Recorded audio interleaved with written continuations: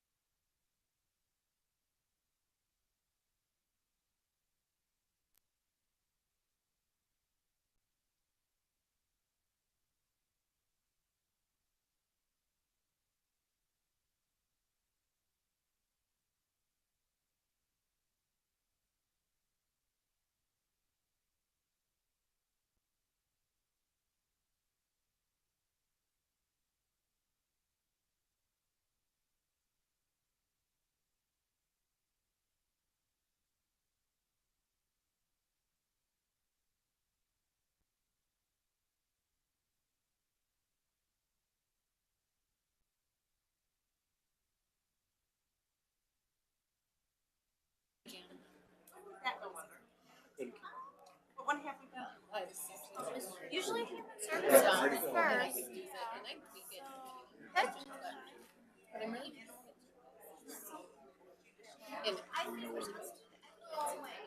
Animal control is Let me sort here. Hang on. why don't I do that one? The only Press. Really press. Our contribution is limited to. Oh, so that he one. went down there thinking that it was I just assumed it was his. I said No, this is Oh.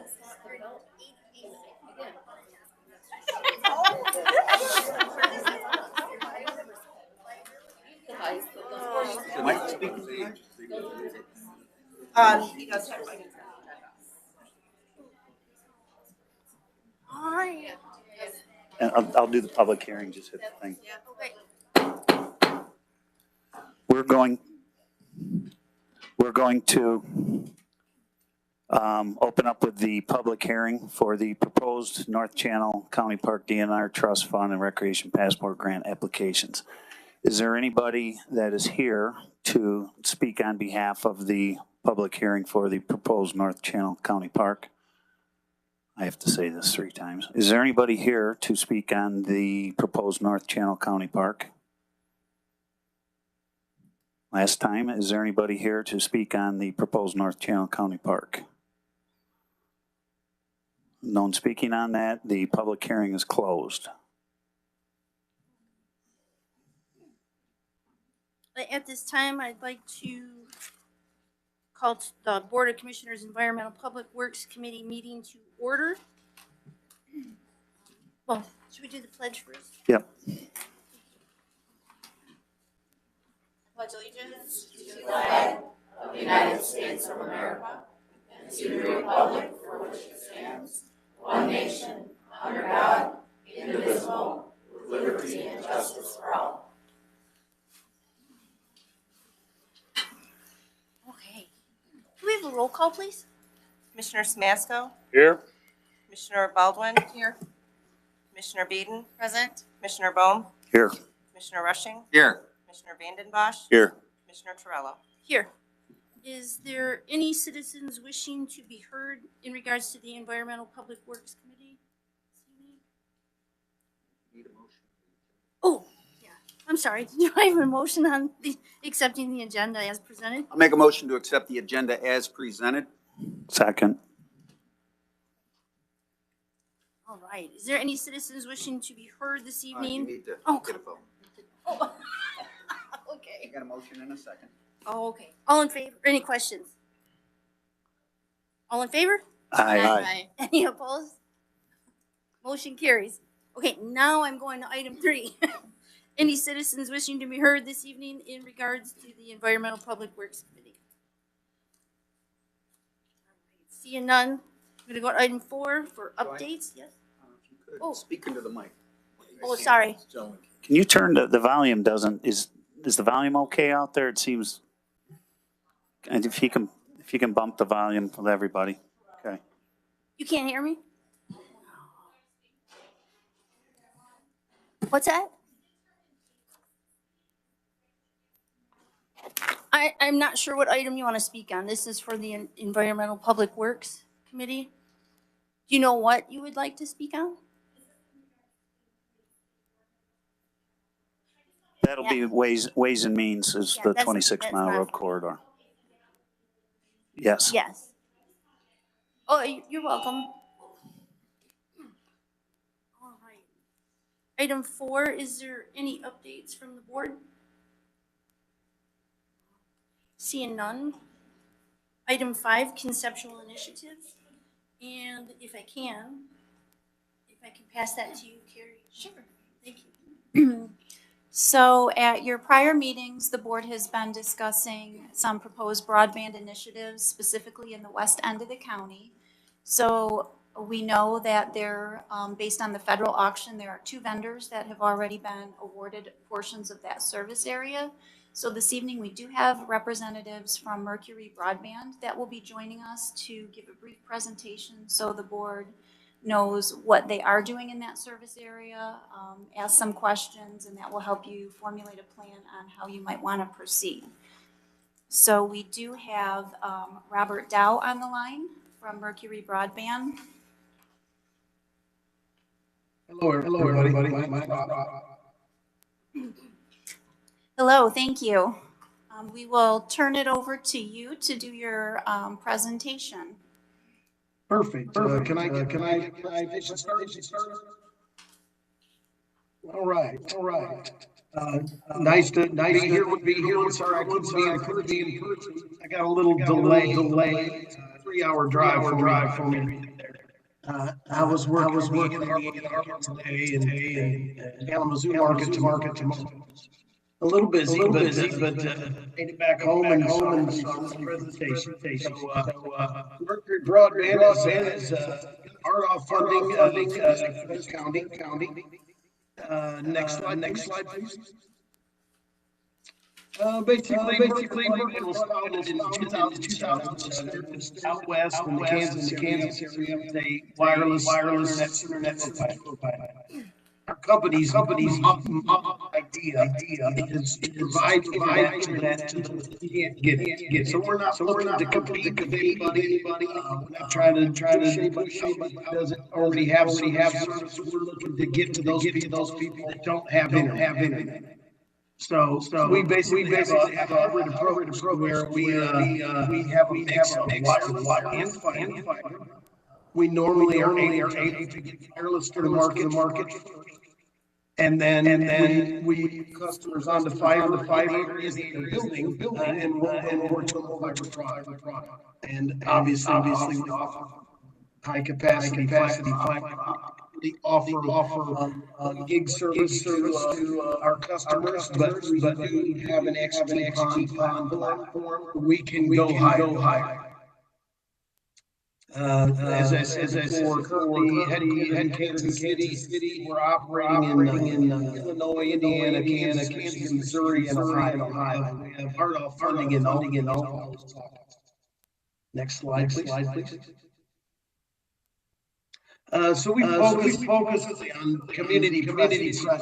We try to engage in the community and get involved in community events as much as we can.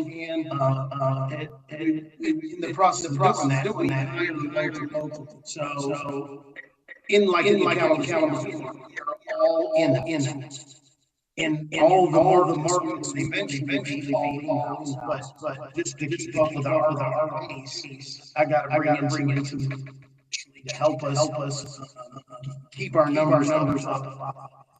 While I get staff. We also have a support for the Affordable Connectivity Program, and we offer Wi-Fi equipment, additional charge Wi-Fi 6, so it's state-of-the-art wireless. Next slide. Here's some of our investors.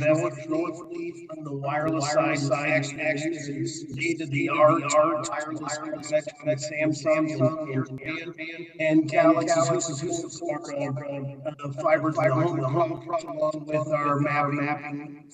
There's Metro. Next slide.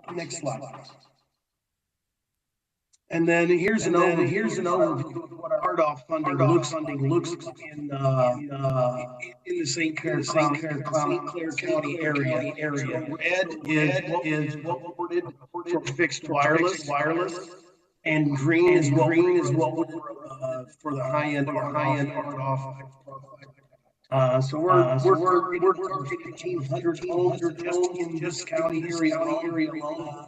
For fiber to the home and wireless is so I tried to reduce that the tree nature and all that way more than 525. But I'm trying to be on the so on our wireless side, our high end packages mix down, but many times over. Next slide, please. And this is a map. You can see it. You can see it. Basically, our fiber model inside the St. Clair County and more. But the first there, we actually driven out. First 15 miles. And we're working on together for permitting. So basically, this is what we build. Because we initially have our 5-hour circuit at the tower, keep all the tower, and we'll feed it out into. Then there's a secondary tower, feed the backside. And so 1,524 panels in this model, and 160 fiber.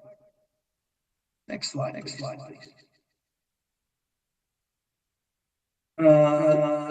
So basically, this report is being done from what we call the service.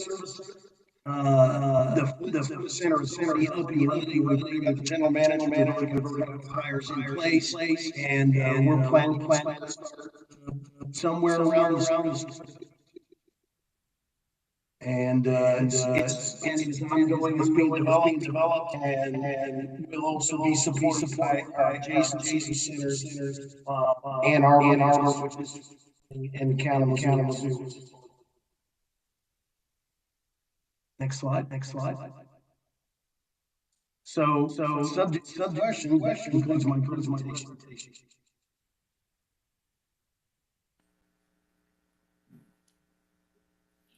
It's Jeff Bohm here. Can you hear me? I can, sir. How are you? Okay, good. So you're saying a construction to start in the second quarter of 2023. How long for completion on this? I can only give you an estimate on the whole model. We're hoping to be through that no later than Q4. Q4 of 2023. I'm sorry. Q4 2023. I did not hear that last one. I'm sorry, Q4 of 2023. 24. Okay. I think, Steve, I'm going to defer to you because you're the one that's actually done quite a bit of work on this. What's this fellow's first name? My name is Rob. Rob. Have you finalized, has Mercury Broadband finalized the design for what you intend to install within St. Clair County? Yeah, that's in that. I have it in that presentation. So that presentation, so the presentation's a pretty simple picture here.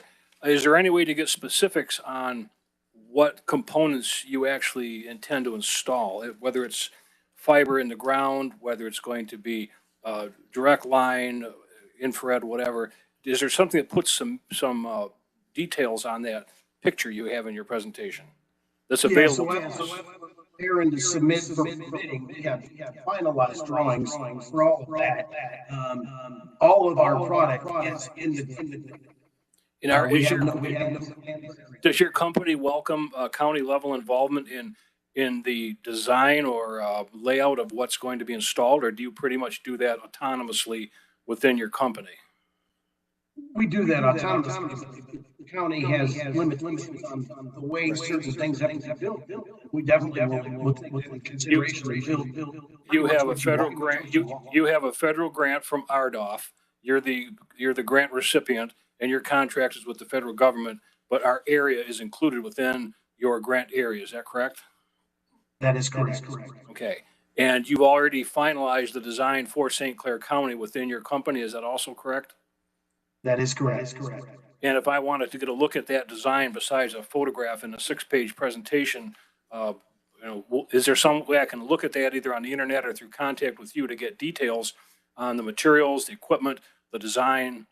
I'd be very interested in doing that. Is that an option for us, or would you have some problem with that?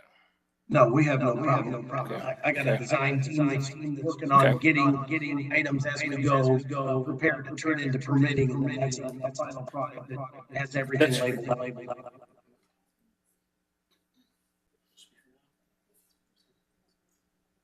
On his equipment? my technical advisor here to my left is asking me if you have your speaker on, so you can, we can hear you better. There's an echo at our end. She thought that might cure that. But, Yeah, I don't have my speaker on so I can hear you, Okay. I'll try not to be too long, but you are the director of fiber, construction, correct? Yes, I am the corporate director And of. this, are you going to actually install something that would be in the nature, it looks like in one diagram I hear, it is kind of a ring, a fiber ring centralized to the county. Is that correct, that you're proposing some type of a fiber ring that would have redundancy both directions? I wouldn't call it a ring. We have, both sides of the cable line will have a fiber circuit to them. But all of the lines that go to the outlines or whatever, so to speak, would be exposed. Are you interested as a company in partnering with other fiber operators within the county? Like we have RISA, we have other operators that have fiber. Will your system allow like meeting points or some type of redundancy and connection, or is it going to be a standalone system as currently designed? It is standalone. We are not against, being able to look.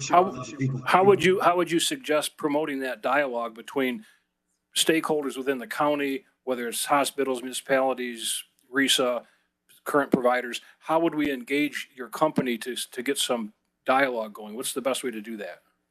Yeah, we can provide our contacts. We have two people specifically assigned for that.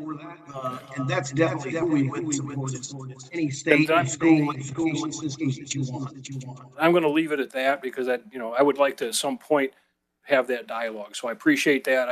I'm glad that you guys are here to make a presentation. I'd heard some things that perhaps you weren't particularly cooperative, and this is certainly contrary to that. So I'm looking forward to having some discussion with you or whoever does that.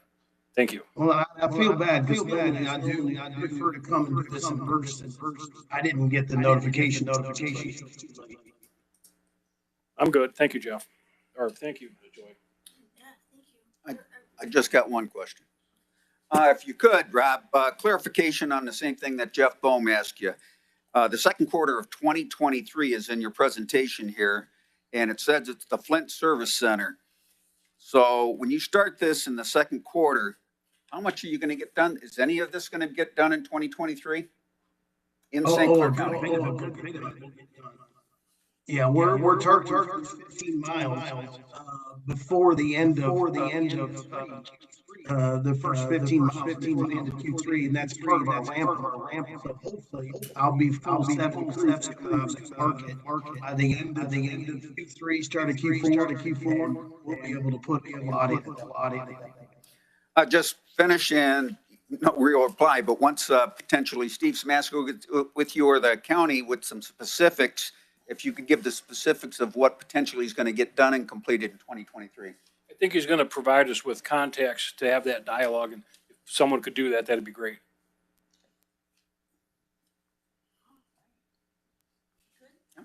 All right, thank you, Mr. Dow. Thank you very much. All right.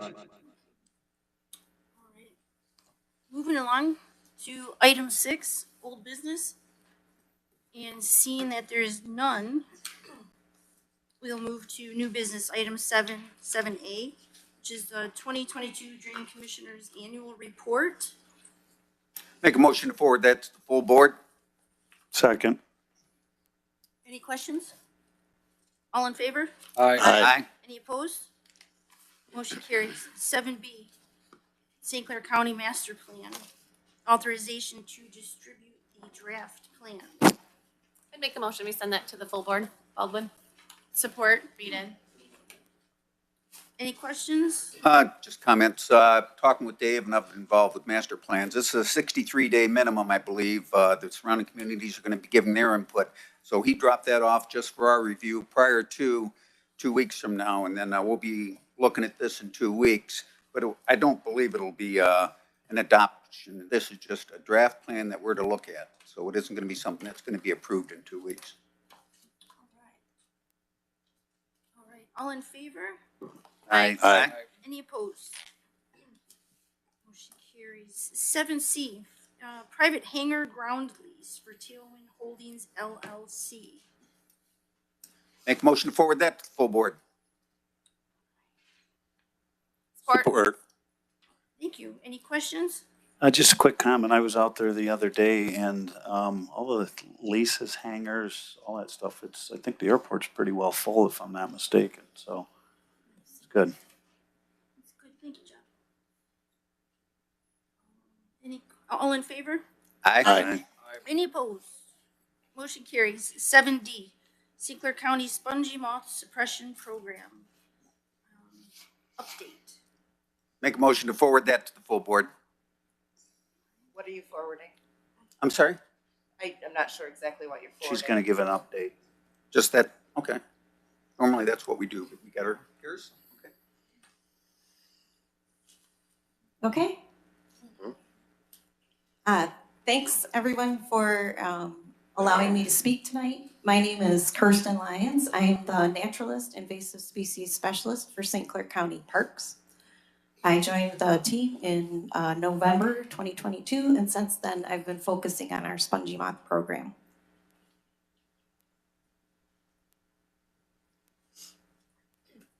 Spongy moth is formerly known as gypsy moth. It's an invasive insect that feeds on hundreds of species of trees and shrubs, although they prefer oaks.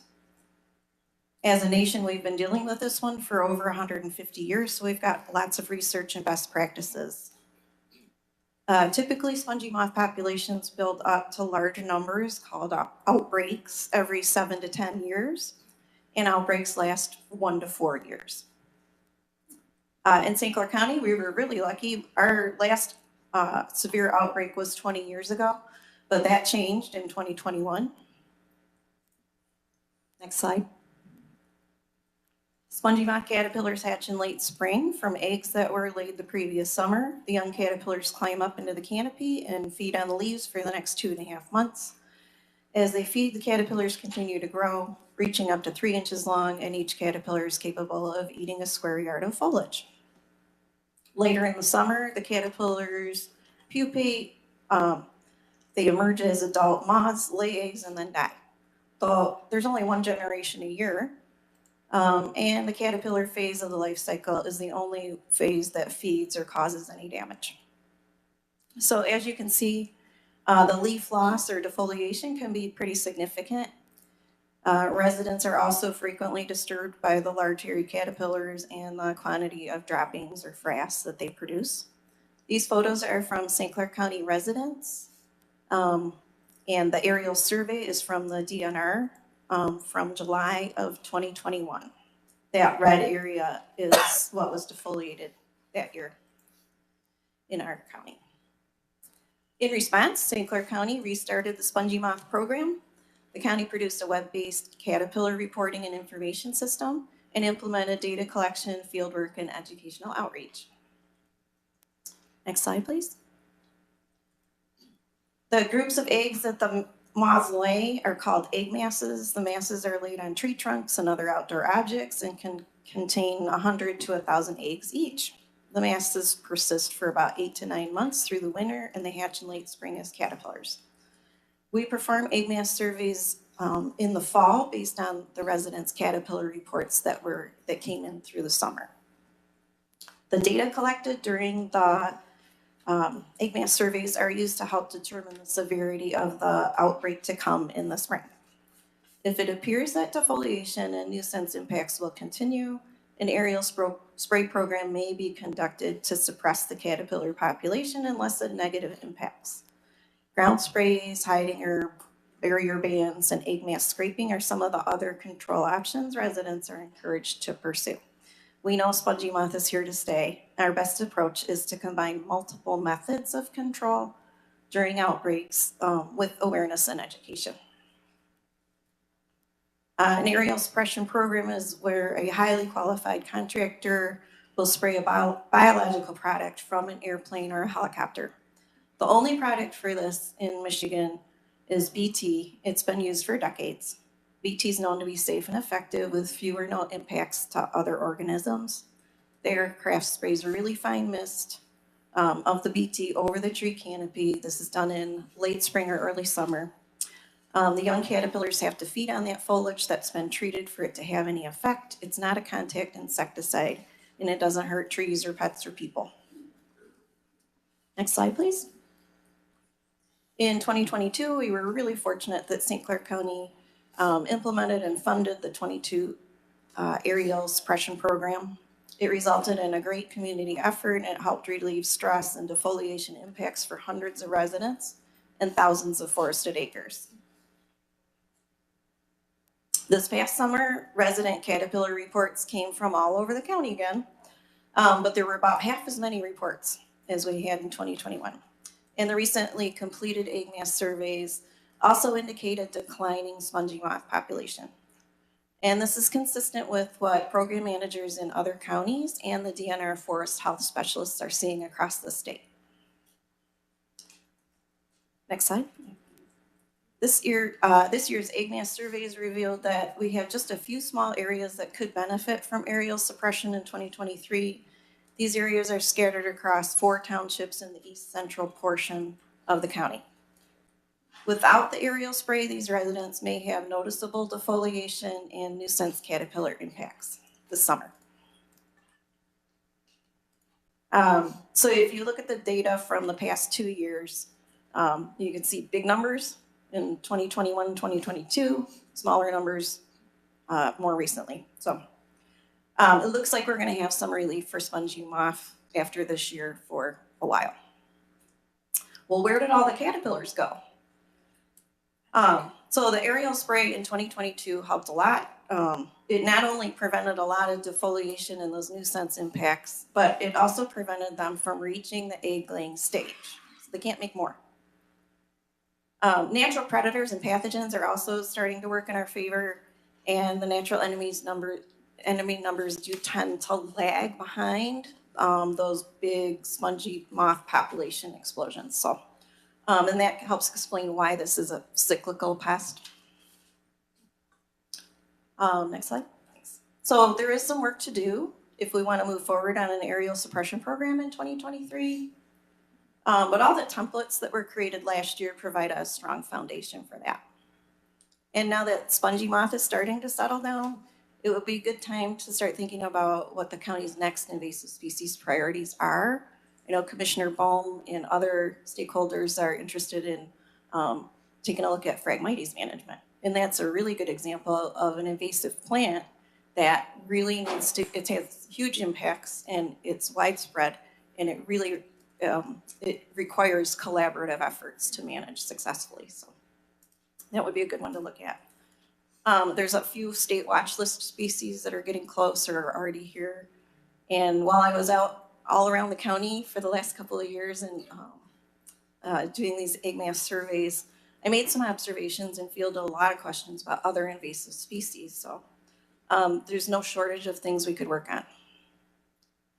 Thank you again for allowing me to speak, and I invite your comments and questions. Just, oh, I'm sorry. No. Just a little trivia. If my memory's correct, only the females can fly? Only the males can fly. Okay, had it Yeah. backwards. Okay. All right. That's correct.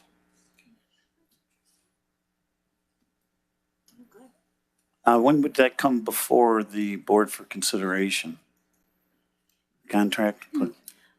So our contract with AILS was for multi-year pricing. So if the board would like to go ahead with an aerial spray for this year, based on the recommended acreage, you could take action tonight to authorize those funds. But the bidding happened last year and it was for multi-years. So that's all been set. Just my 2 cents. We got a pretty good, we spent obviously a lot of money to do it last year. We had a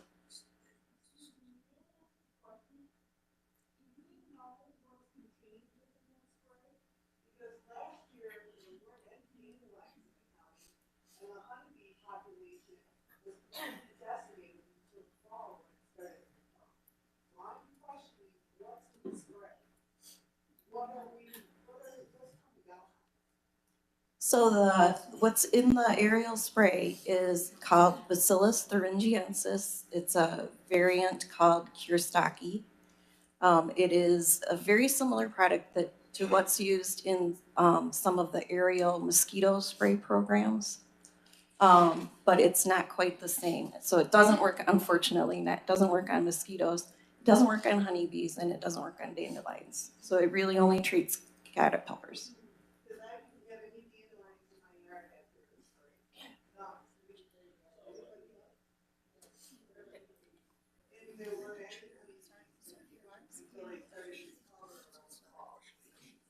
So people put their properties in there that want to be sprayed. We obviously have a lot less properties this year. They just don't go out and do a mass spraying. People sign up. They'd have the spray blocks. So I'm assuming you would have signed up for it last year. So, like I said, we had big issues with them previous year. This year we have a lot less of an area. I would be a proponent in moving this contract forward to. Do you want that for final action? It doesn't matter. You can do a full board, What do final you think, action, Sherry? whatever. Final I don't like action to do isn't final action necessary. is necessary. I'd make the motion to pass it on to full board. Support. Um, Who is I just paying? got a comment. If you did not opt in, and correct me if I'm wrong, if you did not opt in, you had to specifically opt in or your property did not get sprayed. It was the opposite. So what we did is we sent a notification letter about 3 to 4 weeks in advance of the aerial spray to every property owner in those areas to be treated. And they were given the opportunity at that time to opt out. Okay. We assume that most people wanted this. Also, I wanted to mention one thing. I have fact sheets and my business card on the back table. So if anybody wants to continue this conversation, I'm happy to do that. And you can reach me with those materials. Okay, thank you. Commissioner Bowe, your motion, is it the county is providing funding for the entire spray program again? Correct. Thank you. Just one more comment. That is $30,000 for this coming year, correct? Correct. Yes. Okay, well, thank you for your update. Thank you very much. You need to go all in favor. Okay, I was just- All- all in favor? Aye. Aye. Any opposed? Motion carries. Item 7E, Resolution 2023-02, authorizing submission of the MDNR Recreation Passport Grant application.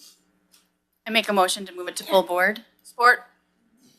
Thank you. Any questions? All in favor? Aye. Any opposed? Motion carries. Item 7F, Resolution 2023-03, authorizing submission of the MDNR Trust Fund Grant application. Make a motion to send to the full board. Support. Any questions? All in favor? Aye. Any opposed? Thank you. Item 7G, Friends of the St. Clair River Stewardship Agreement for 2023. Motion to send that to the full board. Support. Thank you. Any questions? All in favor? Aye. Any opposed? Motion carries. 7H, Village of Capac, request for funding support letter to Congressman Lisa McLean's office.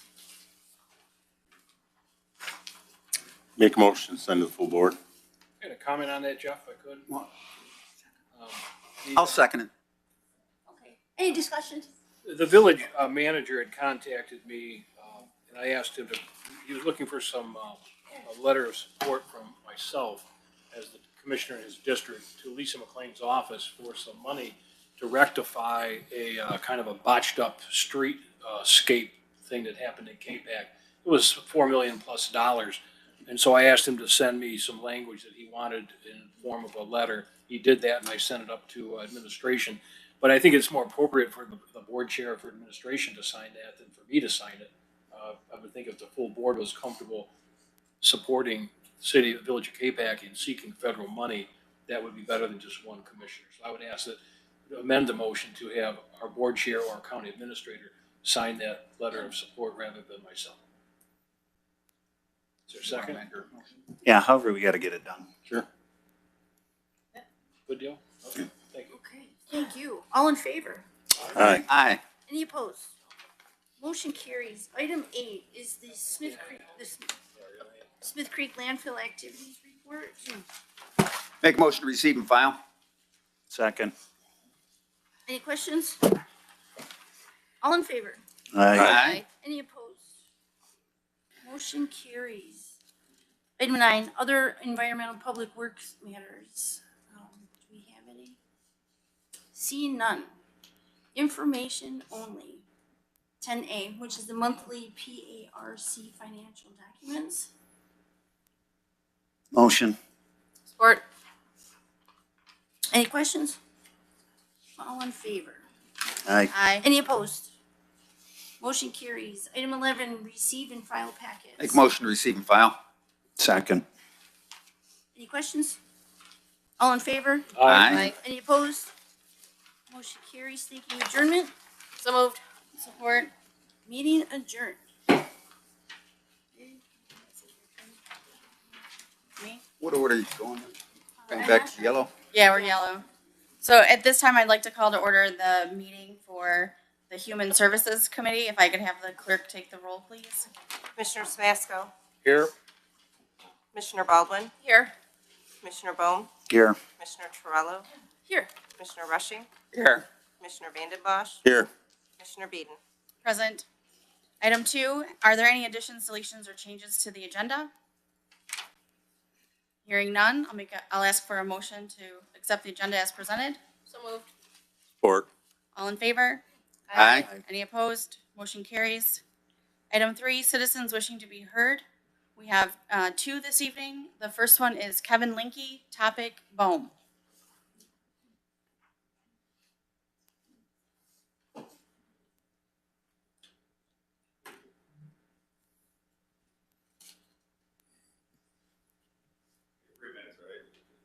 Correct. We can talk about whatever, correct? As it relates to the Human Services agenda. I thought it was just a regular meeting tonight too. We had citizens comment about that also.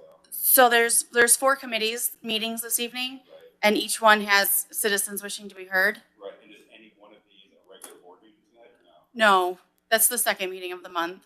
All right, so tonight's just about whatever's on the agenda. Correct. All right, does anything we're talking about right now have to do with Bohm? Is he tied into this at all? It doesn't have to be on the agenda for you to Okay. speak about. Okay, 3 minutes. So, you guys know I've been coming here a lot about talking about Jeff's bar. And we talked about the guys, his friends hanging out there watching the girls play volleyball and drinking and stuff. And that was confirmed through the volleyball club. They sent out some emails to the parents confirming that. And the girls are no longer allowed to leave the gym by themselves. They have to leave in groups now when they go to the bathroom and stuff of that nature because of your drunk, creepy friends who are hanging out at the community center. Another issue we have, and I see our wonderful sheriff is in attend tonight. Hi, Mighty Mouse. You got kids drinking in your bar, Jeff. I was contacted by some community members, and I got a text from one of them here. It says, one was 19 and the other was 20 at the time. Both not legal to drink, but Jeff was drinking with them both at the Eddy Elementary School. Jeff has a place in there and drinks with underage kids. So I reached out to the kids.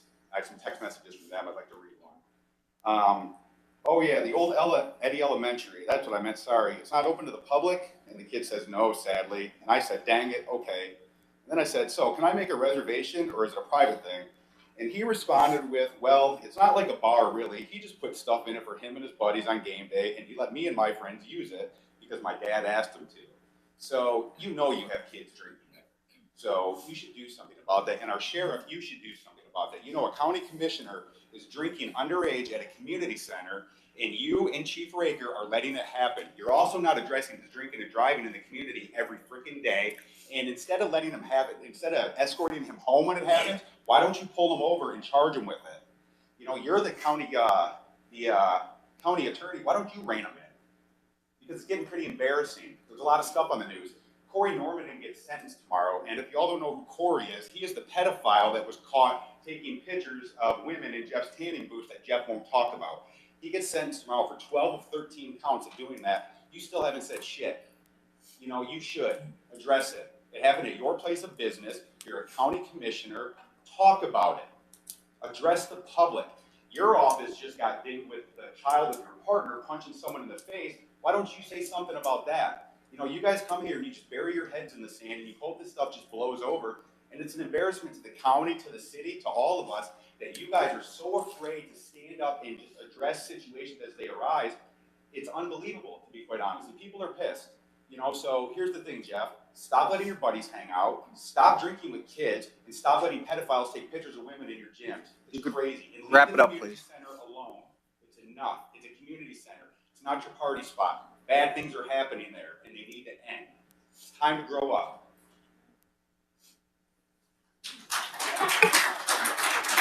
Tim Parker. Tim Parker, topic is dismissal of Arnie Kuntz.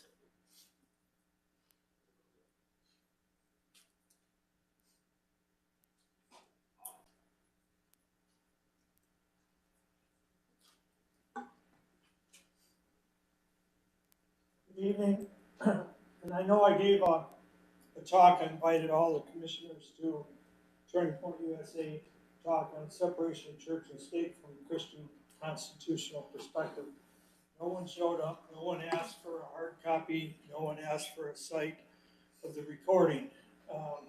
But I laid out the foundation of how government conceived by our founders is something that seems that we don't follow at the Board of Commissioners. And I gotta say, respect of the community, we just heard that, is important. And I guess it maybe didn't surprise me that my friend, Mr. Arnie Kuntz, was steamrolled from his position from the County Board of Health Advisory Board. Now, I've been to several of those meetings and they emphasize we're only an advisory board. And I just would ask, without a complaint against Arnie, I don't know how he got unelected from that board. So when our constitutional civil rights and public opinion aren't taken into account, it wasn't surprising that Arnie got bulldozed. I wonder if Mr. Kuntz was a friend of one of the county commissioners, would it have been different? But I say that without asking for preferential treatment. When characters are assassinated, it's impossible to piece them together again. Almost everyone remembers the story of Humpty Dumpty. And I was surprised when I just found out a couple of years ago, it wasn't just this little sweet little tale. Something fell off a wall and broke into pieces. It was a cannon. It fell off the wall in battle and disintegrated. Without recasting, the king's men couldn't put it together again. It was unusable. Because Arnie was thrown off the cultural war, it's doubtful he'll serve again. Community morale, maybe. Why bother? Can you blame them? When experienced Christians are set aside, which I believe is what took place with Arnie, our county suffers. We need acknowledgement and correction.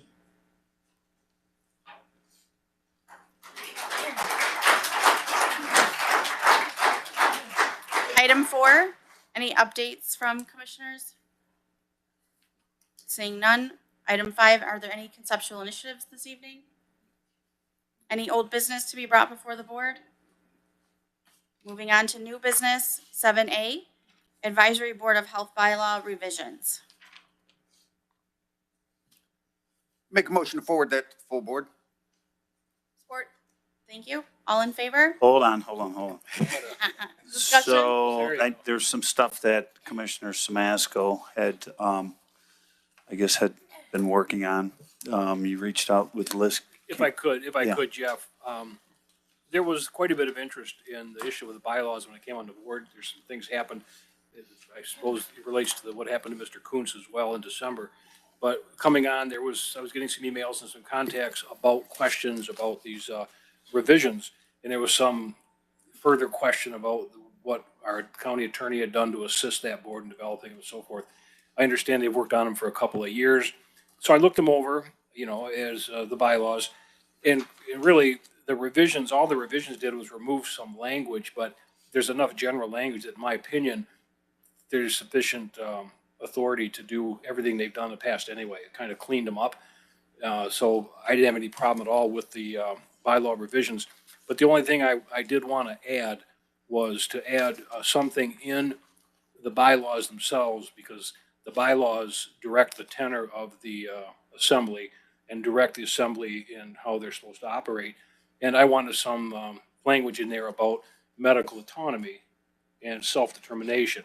And it's an issue that I think was central to what a lot of the public was looking at last summer and last fall with the issue with the health director. So I proposed some language, sent it to all the commissioners, and Elizabeth King, our director, and she was kind enough to call me, talk to me about it. And she has some concerns that the language I used was maybe a bit strong in the sense that it might give people the impression they could ignore state law. And so I appreciated that. I said, no, that was not the intention. She sent a suggestion back, and then I sent another one back to her. The bottom line here is I just had an email or text from her about half an hour before the meeting started, and it indicated very quickly, acknowledges that dialogue we had, and she said, I'd called her 3 times, she called me 3 times. Sorry, I was at a medical appointment, but yes, reviewed it, seems reasonably good, compromise if the board agrees. So that little document I put on your page indicating that the rights that I talked about were subject to established law, that is the law. You can't change the law. There's health provision laws for eminent danger orders, emergency orders to abate nuisance, disease control, a number of public health code laws that are the law, and everyone must follow the law. But there are, constitutional issues perhaps in how you apply it and some things like that. So I'm satisfied with the language. It's in that final piece that Commissioner Samasco suggested, final version. I would just make a motion that be added. I don't think there's any problem doing that from Elizabeth King's position. And I think her intention would be to send that back to the board to look at it and see if they think that's okay. As a matter of courtesy, that is a subordinate board. That is a board that advises us, and I probably should have reached out to them. I wasn't on the board when this was all done, and it just came up kind of in January and February, so that's why I did that. And I really do appreciate Liz King's willingness to talk about it. We had a really good discussion about her public health vigor for protecting public health and using all available public health laws to do so. But yet I could explain to her how important it was to satisfy the public that we're not going to have government overreach. We're not going to conduct ourselves in a way that is going to put themselves or their children at risk in medical decisions and self-autonomy and all that. So that's why I did it. And actually I got some pretty good feedback from the other commissioners on that. That's my motion, would be to add that language to the bylaws or send it back for them to approve it and then bring it back. And we have Liz King here tonight in the audience, as well as the Advisory Board of Health Chair. So if there's any questions, I'm sure Liz would be happy or John would be happy to answer those. So your motion is to amend the original motion to include To add that last final version, if there's and send back to the Advisory Board of Health. if that's the proper procedure, or have it ready for full board next time. If they can do that and have it ready for full board, if they approve it at full board, fine, we'll pass it at full board. That'd be great. I'd like to move things along. I think it needs a second, though. Correct. Support. Okay, thank you. So we vote on the amendment and then vote on the main motion. So we're gonna send it to full board, but also send it to the Advisory Board of Health for their input. And it's subject to review by, a motion for reconsideration. I think procedurally we're supposed to so I don't have that calendar in front of me, but I don't think we meet again before that meeting or in time to get it on the agenda. That would be my only concern. Whatever the timetable is, that's not the issue with me. Just We can always pass this on to the full board. We can pass it, and you can amend these bylaws. You can amend them every meeting if you want it, right? Let's not get in that habit. Well, no, I'm just saying you can do that. So if you want to pass it on and you want to give them the opportunity to review and stuff, and then if it takes 30 days or whatever it is, then we can amend it at that time. Okay, so we have a motion and support. All in favor? Aye. Any opposed? Motion carries. Item B, the St. Clair County Library System 2023 closing request. Motion send it to full board. Support. Thank you. All in favor? Aye. Can I ask a question about this? Sure. Is there a reason we have to do this and take 2 meetings to do it? Is the library director not able to set hours? Or could administration handle it? I'm just, So historically, the Board of Commissioners are in charge of setting hours, so any change to those normal operation hours come to the board. If the board would like these to be approved administratively, we can certainly do that if that's what the majority of the board would like. Lisa, I had a question. On that same point, I'm on the Parks and Rec as a commissioner, and the same thing happened at that meeting where they were going to do some park closures, and it came up, and I had the exact same question. Why wouldn't that be an administrative function? And they gave me the same answer. So, I think it makes sense to let administration handle that, but it doesn't take long to approve it either, so. I'd be okay if it was an administrative thing. I don't know if we have to make a motion. to allow administration to handle the hours. Well, Every year, there are a lot of the same changes. we already made this motion. Do we have Right. to rescind this and then make a motion to have it administrative duty? Yeah, or let this one go because we just did it. And then We can always add the it next to our motion say We agenda. don't need to do this anymore. Is that okay? It'll just be two different motions. Yes, please. So the first motion is to accept the changes, the closing requests of the St. Clair County Library System. Send it to the full board. Yes, please. Okay. All in favor? Aye. Opposed? Motion carries. The second motion, Did we have a second? yes. It was someone down here that seconded it. I'll gladly second it. Okay. It could have been, I could have Yes. just not, I might not have heard it. Right. And then I would make a motion to allow administration to handle these based on the director of whatever department needs it, that administration can handle the Second. closings. Thank you. So we have a motion and support. Any other discussion? All in favor? Aye. Any opposed? Motion carries. Item 8, are there any other human services matters to come before the board? Hearing none. Item 9, information only. We received the Health Department points of interest for February. May I have a motion, please? So moved. Support. Any discussion? All in favor? Aye. Aye. Any opposed? Motion carries. Item 10, may I have a motion to receive and file packets? So moved. Support. Any discussion? All in favor? Aye. Any opposed? Motion carries. Motion to adjourn. Support. All in favor? Aye. Any opposed? Motion carries.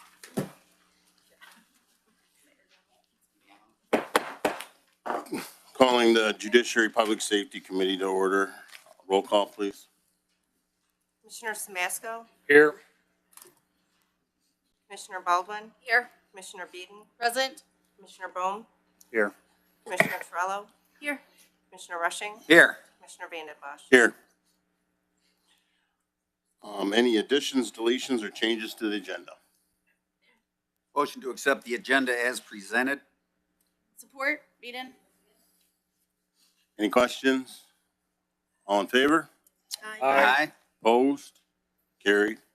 We have one citizen to be heard. Carol Miller.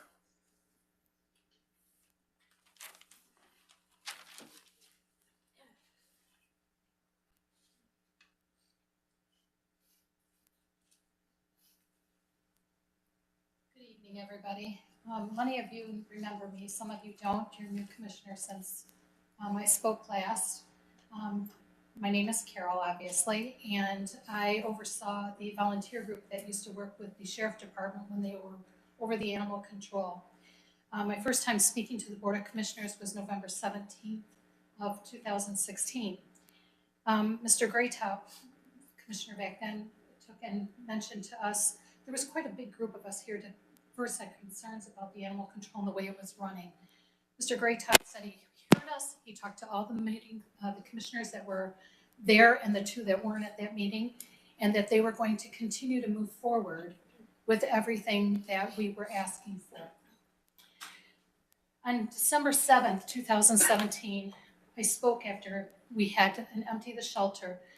I partnered with my group and the sheriff department to have the first county empty the shelter. We actually set a state record for clearing the shelter in 84 minutes. And I know Carrie Hepting remembers that.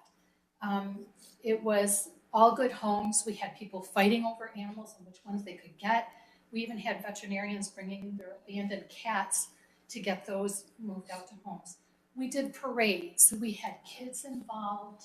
We did a county-wide kind of like a microchipping vaccination clinic for the community. Very well received. We had over 200 families come on a freezing cold day, no complaints. We had fun. But one of the things that really set me back, now that we're no longer in there, was I kind of sat back and was watching how things were going. And in February, there was a social media discussion over an animal that was in the city of Port Huron that was hit. The driver kept going. The person behind them stopped. The animal did die right after that. But what really bothered me is the police officer that came took the animal to animal control. He did not have access to the garage to put that family member's pet in the garage. He put it in the dumpster. The dumpster. The company that empties the trash came first thing in the morning. That animal is somewhere out in the landfill. The animal was not checked for a microchip, was not checked for anything. The officer never called the sheriff department or anybody that I know of to get the code to the garage to put the animal in there. He could have wrapped the animal up in a body bag, which they all have, and put it in the back. The three things that I had asked when the Board of Commissioners met with me and then the undersheriff at the time was I asked, I'd love to have a brand new facility, which I know is a big dream. If you could wrap it up, please. Okay, and also the other thing was to have any animal that came through the animal control, whether they were lost or they were abandoned, to be microchipped, and for all the entities to have a microchip reader. There's not enough microchip readers.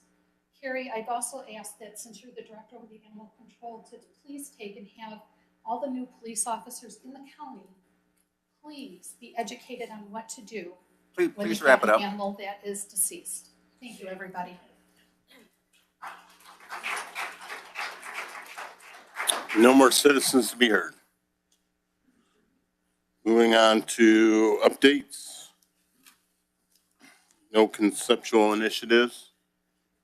And no old business. So moving on to new business, contract extension and approval request for Vivente software. Can I get a motion? Make a motion to send full board. Support. Any questions on that? Hearing none, all in favor? Aye. Aye. Opposed? Carried. Moving on for contract approval for T-Mobile. I'll make a motion to move it to full board. Eden. Support. Any questions on that? Hearing none, all in favor? Aye. Aye. Opposed? Carried. ImageSoft interface contract for court software project. Can I get a motion? Support. Any questions on that one? Hearing none, all in favor? Aye. Aye. Opposed? Carried. And opioid settlement funds. Motion to send that to full board. So is this what is this? We have a little background on what? Can we get a second? Sorry, second. I'm Yep. not sure exactly what the motion is. To Right. approve the whole proposal, or there's a lot of parts to it. So, if I might, these are we did receive our first payment of the opioid settlement funds that we have been talking about for the past year or so. This recommendation before you tonight is the recommendation of the internal work group that we formed. And there were 3 different proposals that the work group felt would be a good use of the funds. And I do have representatives from the sheriff's office. Mr. McMillan is here, and also Mr. Jones to discuss those individual proposals. But it is the recommendation of the committee that we go forward with these proposals with the use of the opioid funds. I know they've been meeting and have been working. It's pretty, how many people on that committee? Actually, it was probably one of the best committees I've sat on. Lots of engagement. The majority of the judges participated in one way or another at the meetings. We had court representation, prosecutor, public defender, sheriff, public health, just lots of discussions surrounding different programs and what programs we can actually make an impact in. You know, there's a lot of things that are needed. However, with the funds available on an annual basis, there's only so much we can do. So a lot of great discussion and debate in that group.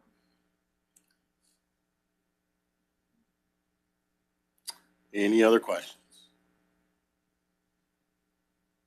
All right, all in favor of moving it to the full board? Approving all three proposals, that's,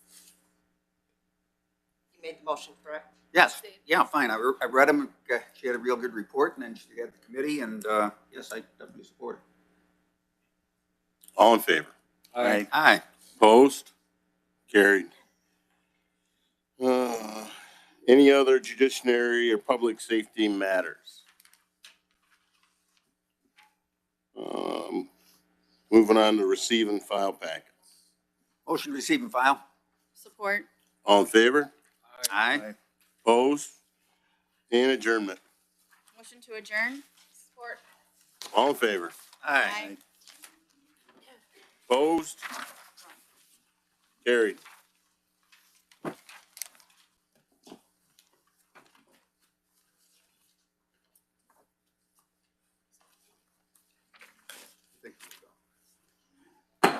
I'd like to call the Ways and Means Committee to order. Roll call, please. Commissioner Samasco, Here. Commissioner Baldwin, Commissioner Beeden, Present. Commissioner Bohm, Here. Commissioner Trello, Here. Commissioner Rushing, Here. Commissioner Vandenbosch. Here. All right, we got numerous citizens to be heard. So I'll start off, and I'll try to read these as best as I can. It'll be 3 minutes each. Dave. And if my pronunciation is Excuse wrong. me, Dave. Huh? I'd like to make a motion to receive the agenda as presented. Oh, I'm sorry. Support. Any discussion? All in favor? Aye. Motion passed. I did my imitation of Joy. We're all a little off tonight. All right, first one is a Daniel that Ard.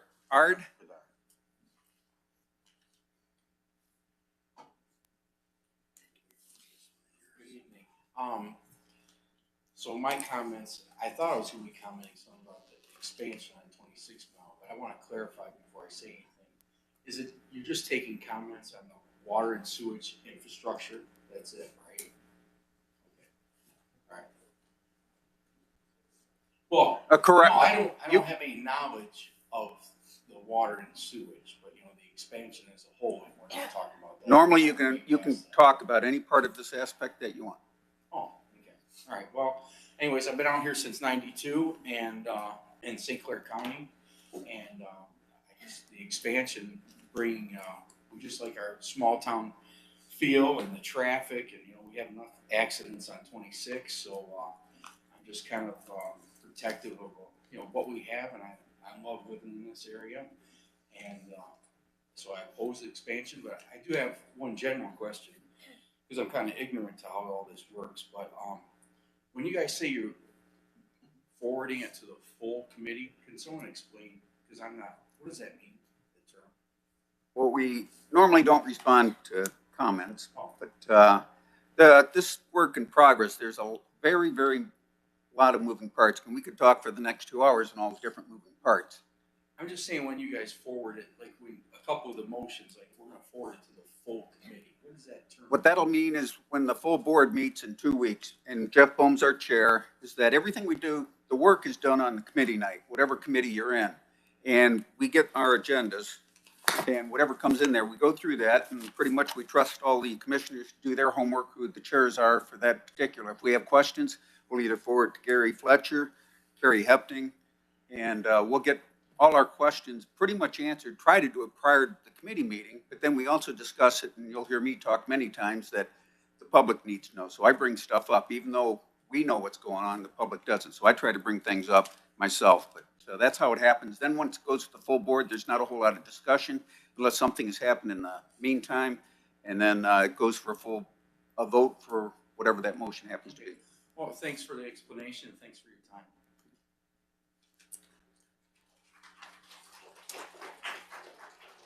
time. Tiffany Turk.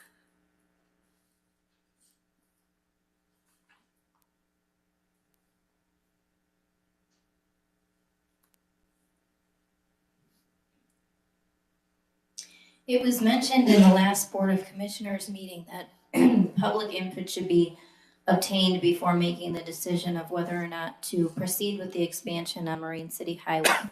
You've already received public input. This board paid nearly $145,000 to Wade Trim for a study in which public input was received through an open house and through an online survey. The majority of responses clearly showed a desire to maintain the agricultural aspect of Marine City Highway.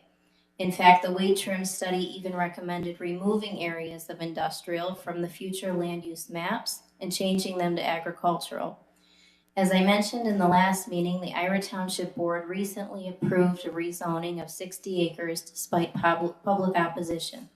The public forced the issue onto the next ballot by going door to door for petition signatures.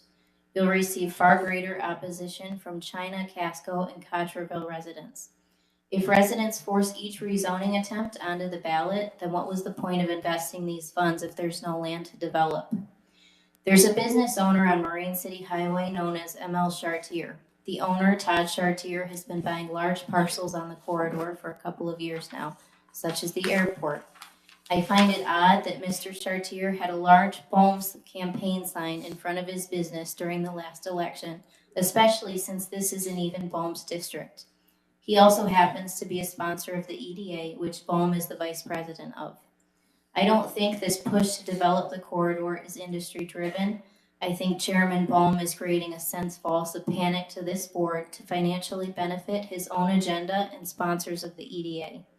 If this board votes in favor of using these funds to entice development on Marine City Highway, I think maybe it's time people start going door to door with their recall petitions. Thank you.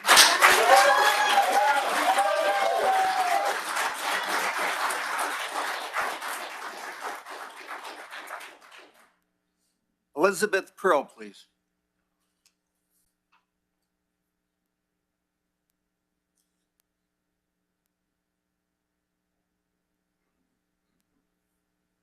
And just for, you don't need me to read off the address or anything, I'm going to be handing it to you.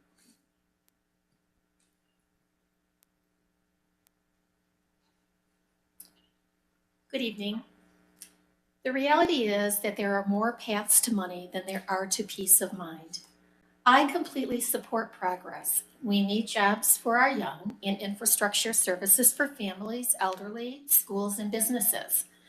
I believe that we can better achieve this without this project, the 26-mile corridor development, being located at the at the southeast end of the county.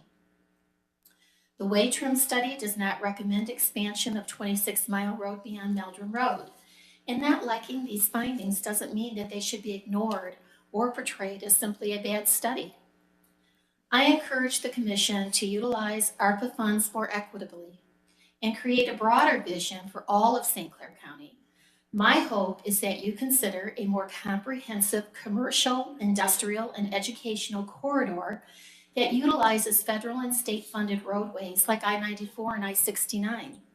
Let's look at the success of the high skills and robust manufacturing of the Harrison Industrial Corridor as a model and pursue development of a more centrally located development in our county, closer possibly to the RESA and to SC4, which could facilitate comprehensive work-study programs and apprenticeships for our young.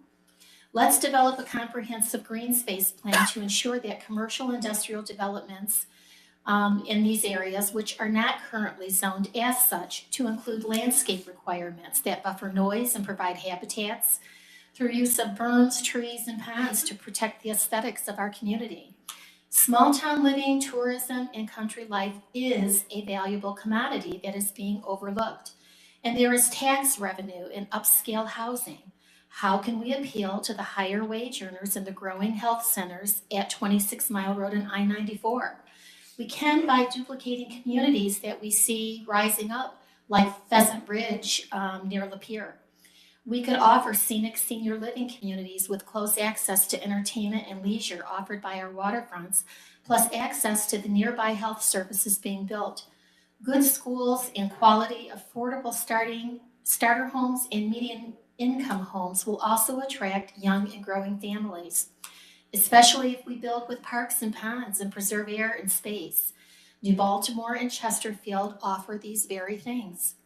Regardless if a voter's reason for not supporting this initiative is simply not in my backyard, or I want an equitable share for my personal community, it is incumbent upon commissioners to listen to these desires and represent that in their vote.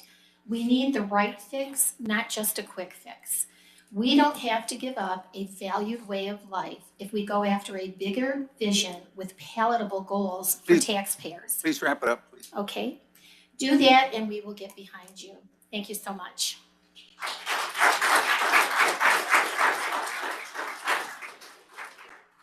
Steve Osen.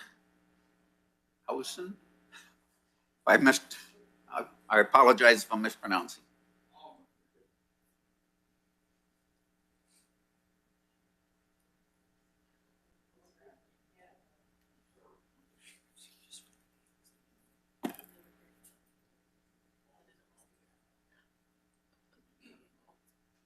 Good evening.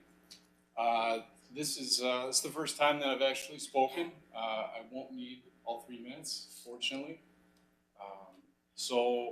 Obviously, I'm here because I have some concerns, the same concerns that my neighbors have with this sewage development expansion. I won't say anything more on that other than I just feel that I'm ill-informed on a lot of this.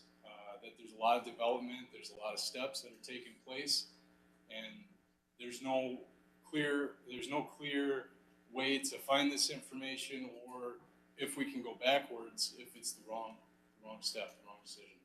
So that's my comment.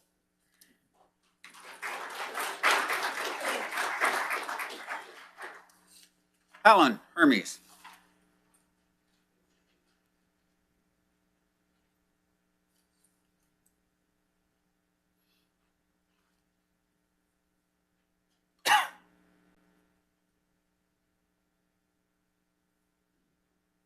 Two sides to every story.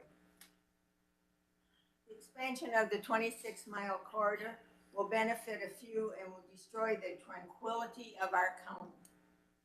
The county has received $31 million in COVID money, and $21 million is being directed to 26 corridor projects. The population of the county is 163,000, divided into 31 million equals $190.18 per citizen. Each municipality should be given their COVID money determined by population without strings attached. The average commissioner's district has about 22,000 residents in it, and I multiply that by the $190.18. So each district would get about $4 million plus. The 26-mile corridor will end up being an alternate route for people to ingress or egress onto I-94. Then the next expansion will be Fred Moore Highway and on up through Sanilac and Huron counties. Developers destroy. Do they ever try to stop? Do they ever try and redevelop a destroyed area? They want easy pickings. Clean land, nothing to take down, just move in and start digging. What about developing the Dove Road area? The MEDC is a public-private bureaucracy. They have money. I don't know if it's involved in this or not. but they don't reveal what they support and how they're spending their money, even though it comes from the public. This group should be disbanded. Look at what happened to our county, St. Clair, under the guise of development, convention center, an albatross for the county now. It's not making us money, it never would. J.B. Willard, the developer that took over the inn, told us that in November 2011. He said they don't make money and that's why the municipalities must take over convention centers. Look at the I-94 discount shopping center. Where does that stand today? What happened to the ice rink? The guy screwed everyone out of their money, didn't he? If you could wrap it up, Helen, please. Okay, just another comment. St. Clair County is a tourist area and should be developed as such. And using history for the events to promote our theme. It is not an area that attracts manufacturing and pays good wages.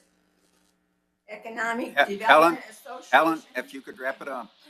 Board hearing, how many citizens are on the board? Is there conflict with two of our commissioners? Mr. Vanderbosch owns land along that corridor, and I believe Mrs. Beaton's husband works for one of the businesses Helen? that will get in there. Just to clarify, Helen, I'm not married. No, but thank you.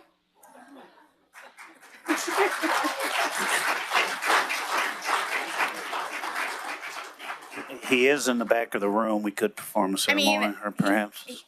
Yeah, but he's not the beat-in I think she's referring to. If you would like to peer pressure my boyfriend, he is in the room. He's not. No. Easter Jones, please.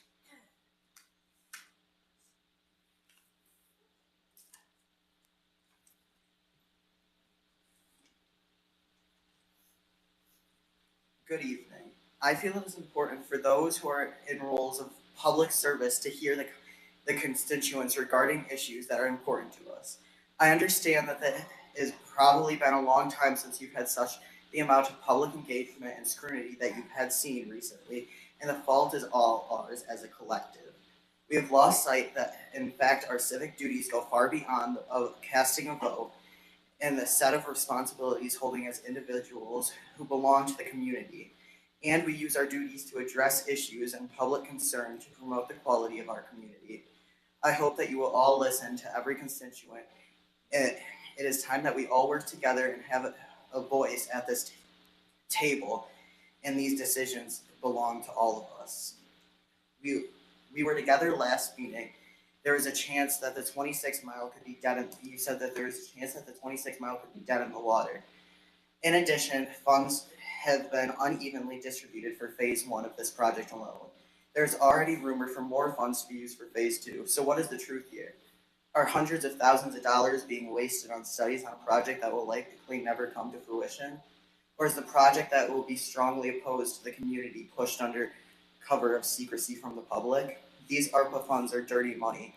Well, I personally would prefer to see it return to big government. We all understand this will never happen. I would like, however, to suggest that since our economy is headed towards a time of difficulty and uncertainty with historically high inflation on everything, and with the beginning of corporate downsizing and layoffs that we've seen the beginning within the automobile industry this week, would it not be a more financially responsible decision to use this dark money for good? Perhaps to ensure the employees throughout the county are secure through this time of uncertainty, or using funds to make money for the community has enough food for those who are struggling, or with the global food shortages that we are facing, putting our money towards our local farms and livestock, as well as the greenhouse operations, who maybe could be funded to provide lower cost, organic and locally grown food for our entire county during this time. ARPA allows for this use of funding and programs and services in response for those impacted by negative economic impacts, including the general public. It also allows financial compensation for these workers. It allows us to work together and take care of this community as a whole. I mean, let's take care of this community as a whole. Thank you for your time.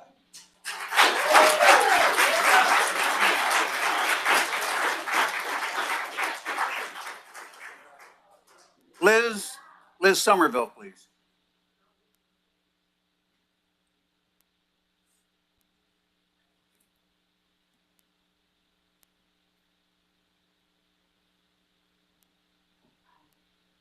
I'm in opposition of the 26-mile corridor. One of the things that we have started to look at with the funds being distributed, they're not evenly being distributed across the county. We would take a lot of the funds from this ARPA money and we would put it into one spot, and it wouldn't be just for everybody in the county, it would just be for a select few who were going to benefit from it. Also with inflation and with our growing economy, with all the the different things coming up with even the auto industry, with all things coming up, maybe it's more important for us to start looking at other aspects, different ways that we can use the money that will benefit our communities if we're not sure if the auto industry is going to continue to go forward. Thank you.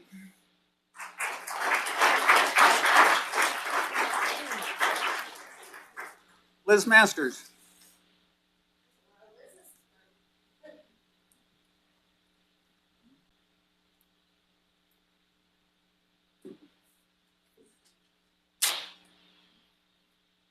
Can you hear me all right? Okay, thank you. I'll try to make this quick. I'm Liz Masters with Wales Township. I'm the supervisor out there. I'm definitely opposed to the potential use of these funds for COVID. I would like to see a more diplomatic way to spread that money out. We have our 7 different districts here, and I think each of you represent your district, and I think you represent it well. And I think we could spread it out evenly. Turn it over to the townships. We have great ideas. I'm just going to touch here. I'll try to wrap it up. I have issues on the financial. I have issues on the planning aspect, and I have issues on the legal end of COVID. First off, to pay the loan back, we're a small rural township, Wales Township, and so is IRA. I have no idea how they're going to pay this back. That would just cripple Wales. And in 30 years from now, it'll be a different board. I don't know what's going to happen to those funds. I don't know if we're going to forget what the original plan is. And in those 30 years, what will this particular sewage and water facility, what will be the status at that point? Will we bail them out again? Something they didn't want. And I think what this is going to do is this is going to force assessment upon these Ira Township people, and they're opposed to it, to pay this loan back. So definitely on the financial, and I'll move it along. On the planning end, I think it's urban sprawl. We have our established cities. We have Port Huron, we have Marysville. Everybody knows our cities. Everybody knows our corridors. Why don't we improve those? Why don't we improve Port Huron? Like the lady said, we could be a Traverse City. We definitely could. If you put it out to the urban, I've got great ideas for you. We are plagued by our daytime coverage of costs and equipment on our fire departments, and that's a national issue. It's an epidemic. I just went to a meeting in Emmett the other night. We don't know how we're going to pay. So that's an idea. As far as the COVID goes, on the legal aspect, sorry, Mr. Van den Bosch, I don't like to attack, but we have 2 different legal opinions here. And if this was a medical situation, I'd get a 3rd opinion on this. I seriously hope you consider stepping away from this situation and being involved with the decisions at all. I would, as an elected official, definitely. I'm sorry, I gotta make this quick. I appreciate the commissioners for entertaining internet, because we're not going to have, as Jeff Bowen mentioned before, we're not going to have professionals. We were crippled by COVID. I believe COVID was used or intended for immediate use. We were all crippled in our homes. Many were furloughed, many were on unemployment. You could wrap it up, Liz. Yep, and we do have a duty to our students, so they can further their education. So I appreciate your time. Thank you so much.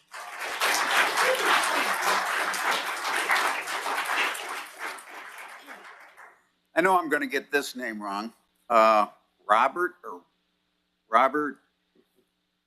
RI, what? Yes.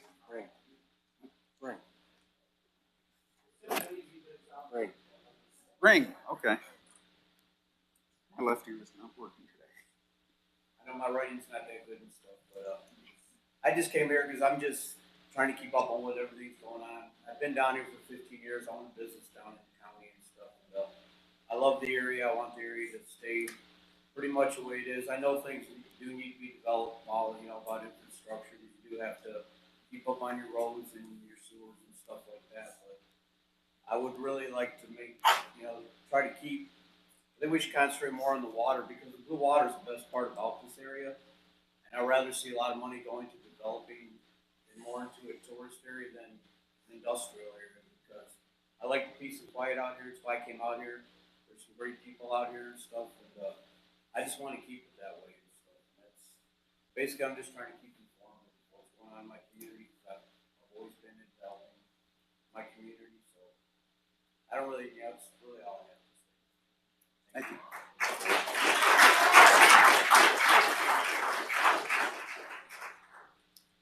Dawn Hulk.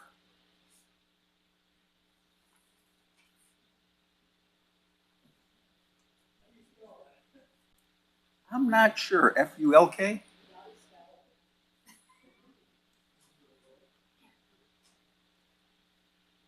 I'm here to very briefly talk about the M26 corridor project. At the Board of Commissioner meeting 2 weeks ago, the cost of the project was $14 million. Now we learned of a phase 2 that's going to cost an additional $4 million, bringing the grand total to $18 million. Hopefully, there are no more phases or cost overruns. If so, the Board of Commissioners will have to dip further into the stimulus money. Personally, I am against the project in this extremely turbulent financial times that we are currently in. And out here, how many of you guys are against the M26, the corridor? Yeah, you see all that? I read the surveys and they didn't really make a whole lot of sense, about your age, what time you'd be on the road, blah, blah, blah. Didn't really talk about it. People wanted this, so I didn't think they did. There are 7 commissioners who represent 160,000 people in St. Clair County. The American Rescue Plan stimulus money was given to the Board of Commissioners by the federal government to benefit all in St. Clair County, not just 6 municipalities along the border. Ultimately, this American Rescue Plan stimulus money comes from us, the taxpayers. That is our money. And we should have a say in how this money is spent.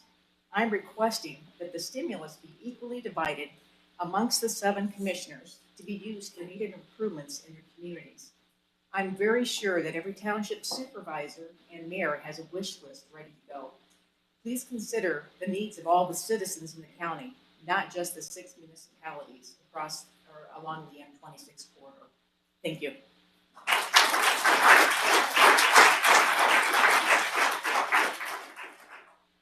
Mary Conlon.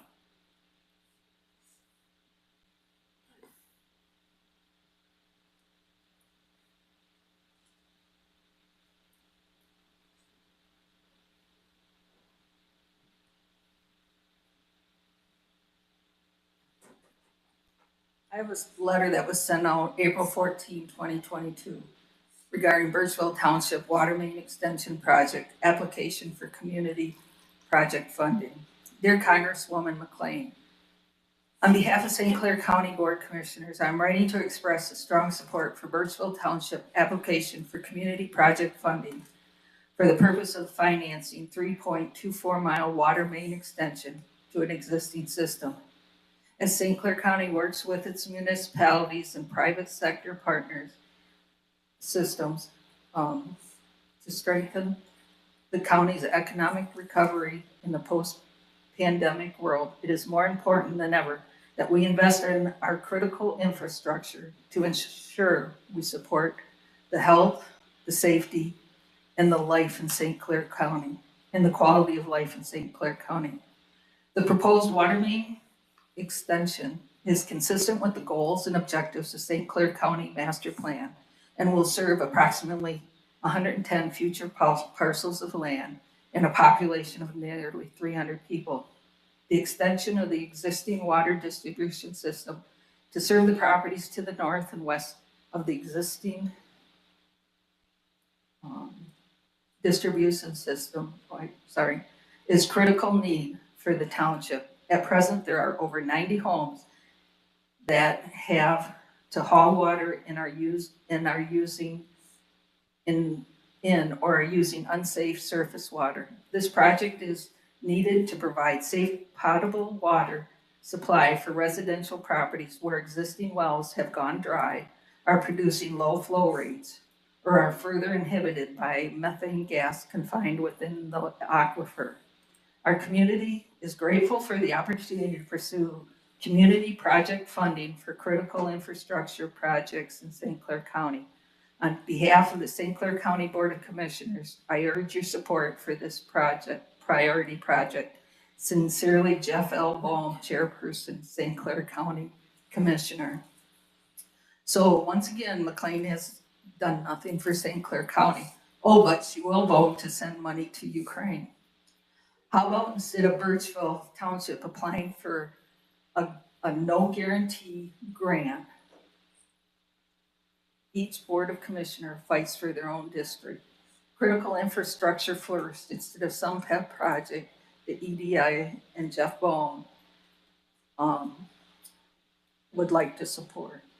So Dawn asked who in this auditorium is against this 26-mile road project. My question to the people is who is in favor of it? You could wrap it up, Mary, please. Thank you.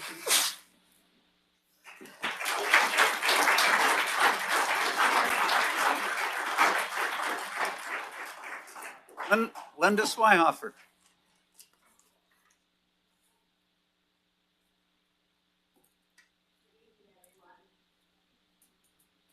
Thank you for allowing me the time to speak. I have heard so many good arguments, so many good positive things that people would like to see happen with the money. I'm going to take it from a little bit of a different perspective. I had the privilege of serving my township in China Township for 28 years. And I will tell you, the overriding thing that people love, they just loved about our township, and I promised that I would do my best, was to keep it rural, keep it small, and not that we were against growth. We were for slow growth and controlled growth, but nothing like what you're talking about here. I don't live on 26 Mile, but it is part of our township. And to see that would just be inadmissible, and I don't think it would serve the people well. We also farm. We have a sesquicentennial farm. It's been in our family for 5 generations.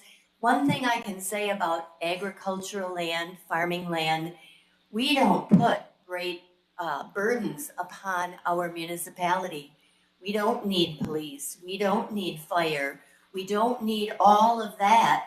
We can do it very cheaply for our community and still provide a good living, and we can still pay our taxes and be really beneficial to our community.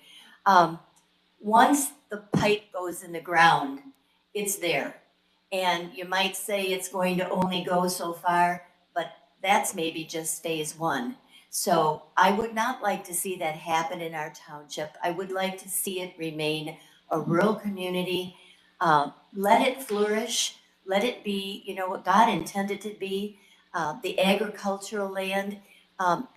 Once you get the land, God's not making any more of it. And if you cover it all up with asphalt, that's kind of it. So I thank you for your time, and I really appreciate all the other comments that were made here this evening. Thank you.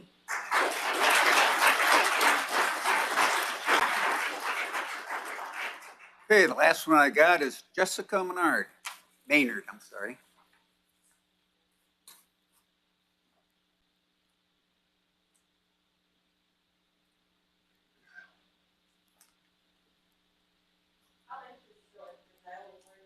Last week, and in that time, phase two came out of the project.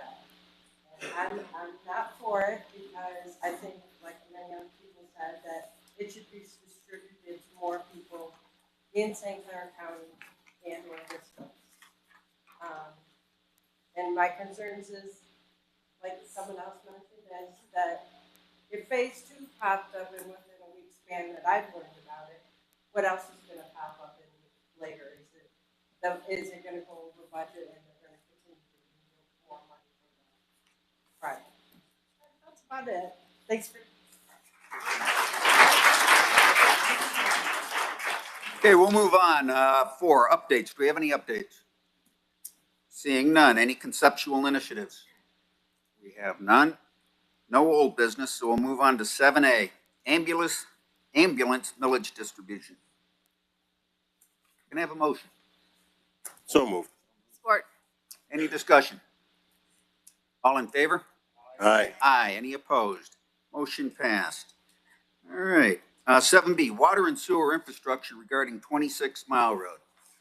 Jeff, do we need a motion first? Just gonna kind of give an update. It's not an action. It's not an action item. Let's go through the charts and just talk about all the above. If you want to start us off. So you want to pull that, the drawing up. So probably at least a year and a half ago, we talked about the 26 Mile Road, taking a look at the comprehensive corridor down there. And before we ever even did that, we went to the 4 individual townships at it. The 26 Mile Road obviously runs through there. Ira, Casco, Cotterville, China. Their boards voted to move forward with the study. 7-0 at Ira, 7-0 at Casco, 7-0 at Cotterville, 5-2 with China. And the reason for the look at the 26 Mile Road corridor comes down to large tracts of land, proximity to the Macomb County workforce. If you take a look at the Magna plant in St. Clair, for example, with the recent expansion, that is now going to be 1.1 million square feet with 1,200 jobs, roughly $2 million a year in tax base. I pull no bones about it. I am very jobs and tax base are the two things that drive me. When we take a look at, and why 26 is because of like I said, the large tracts of land and the proximity to the Macomb County workforce. I am on the vice president of the EDA. I sit in 98% of the meetings that have to deal with business attraction, so on and so forth. The different breakouts that we have here, we talk about phase 1, phase 2, that type of thing. That's for illustrative sake as far as cost to run water and sewer in the different areas. And the commissioners, I dropped off a packet that you have from Project Control Engineering. Project Control Engineering is the engineering firm for Ira Township. So when you look at different phases of the project, if you look at, for example, the sewer sanitary cost, which would be essentially from County Line Road to Palms, and then you drop it down Palms because you have to make that loop there. That's how the sewer flows. That's 12.7 million for that. There are sewer water estimates throughout that. So when we say phase 1, phase 2, we're talking about to get estimates to what it would actually cost to run the water and sewer in those different areas. When we look at, and you ask about, well, I'll even step back. So some of the other conversations they are having is a wastewater treatment facility in Ira. They currently do not need that, not just yet. They have roughly 400,000 gallons of capacity in their system. So they could probably handle 2 or 3 large, users down there. After that, you would definitely have to look at a treatment facility. I know Dave Vandenbosch, they're getting some other prices on that because, to be quite honest, if those aren't even in the ballpark, and like I have said, this thing could die a natural death a million different ways. This is a long-term process.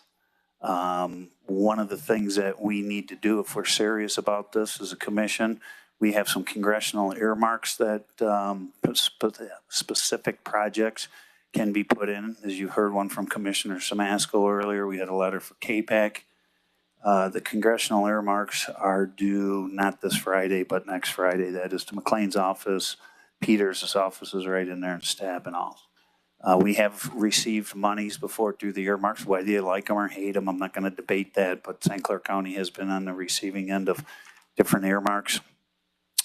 Commissioner Vandenbosch and I had a meeting the other day with Dan Casey. It was a Zoom deal, but the head of the federal EDA for possible funding to assist in the project.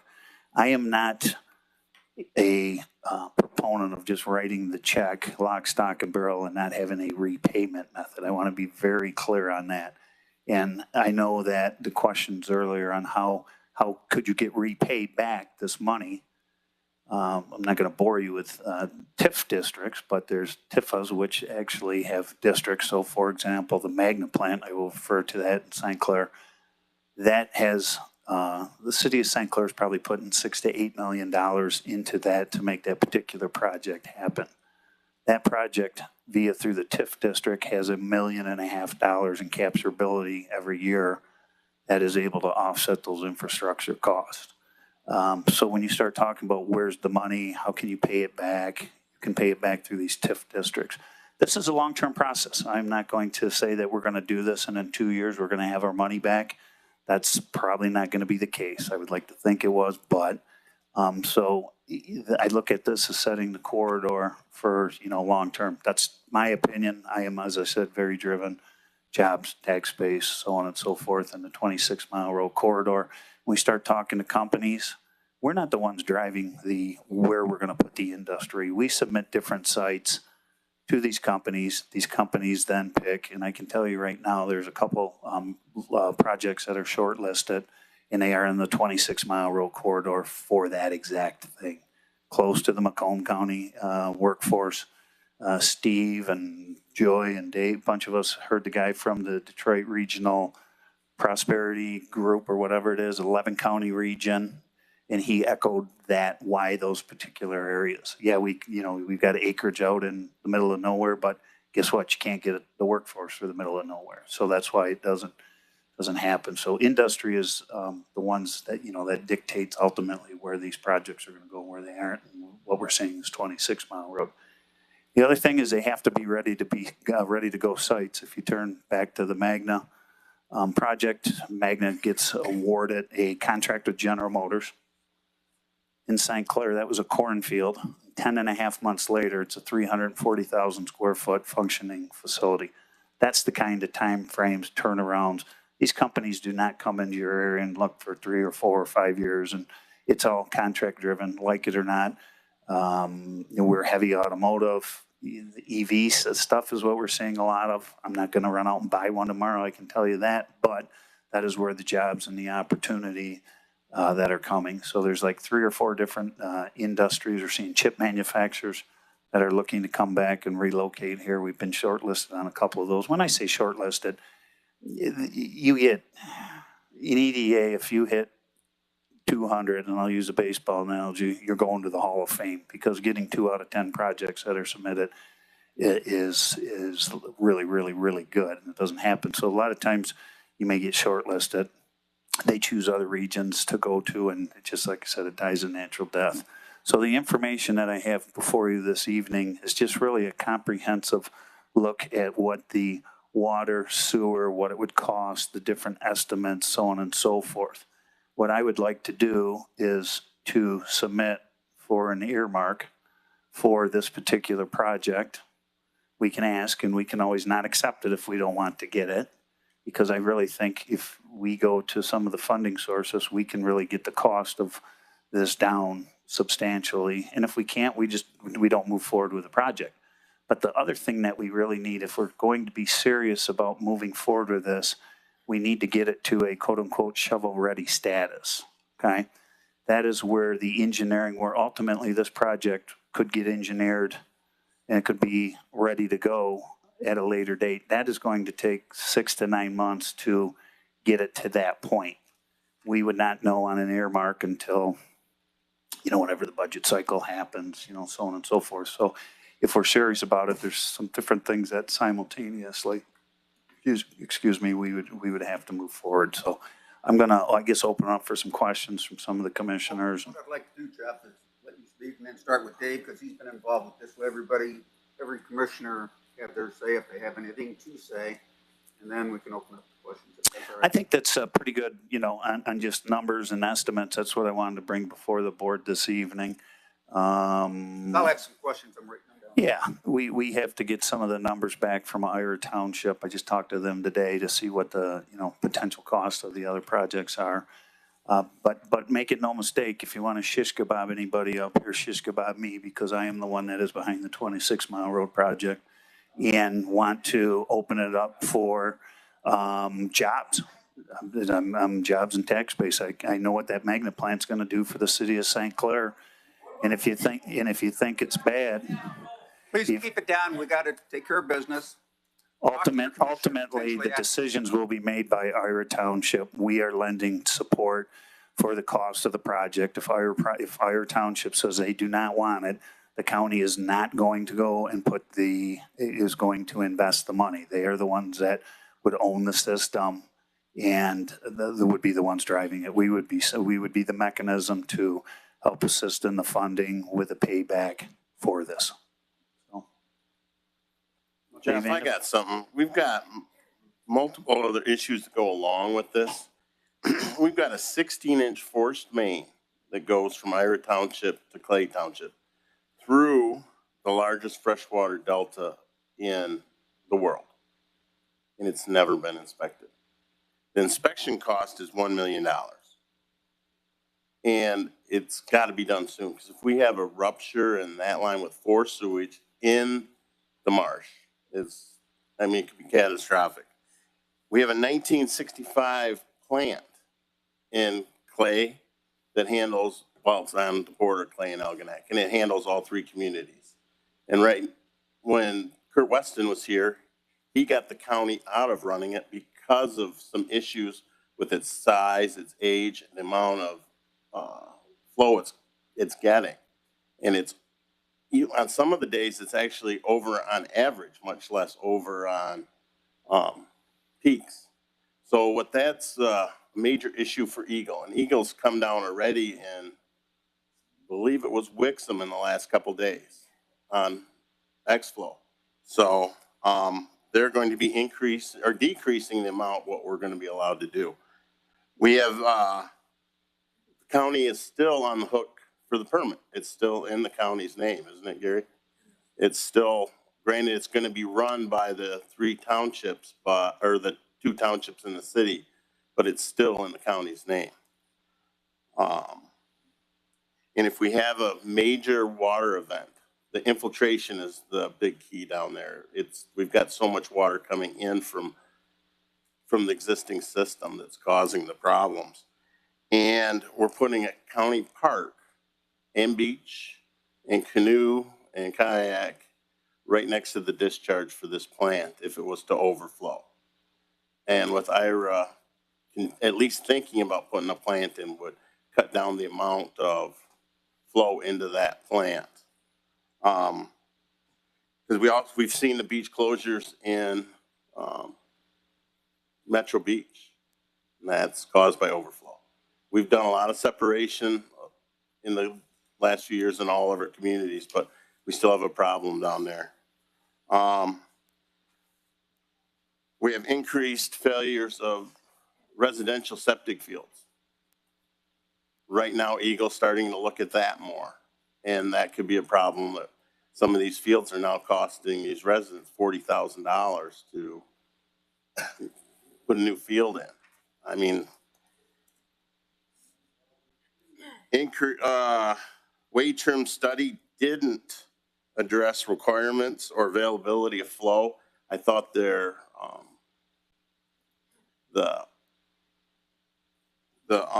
available flow and requirements of the current status that we have. I thought it was only 2 paragraphs, and I think it was a huge part of the study, and I think it got missed, personally. We have increased in services costs. Was it this week that Port Huron just got a increase of 33.5% in their refuse bill? I don't know how some of the communities are gonna be able to handle that, especially with China's got to reduce taxes by 50,000 from the Edison this year and 40,000 last year on a $1 million budget for general fund. That increase of 33% is gonna be ridiculous.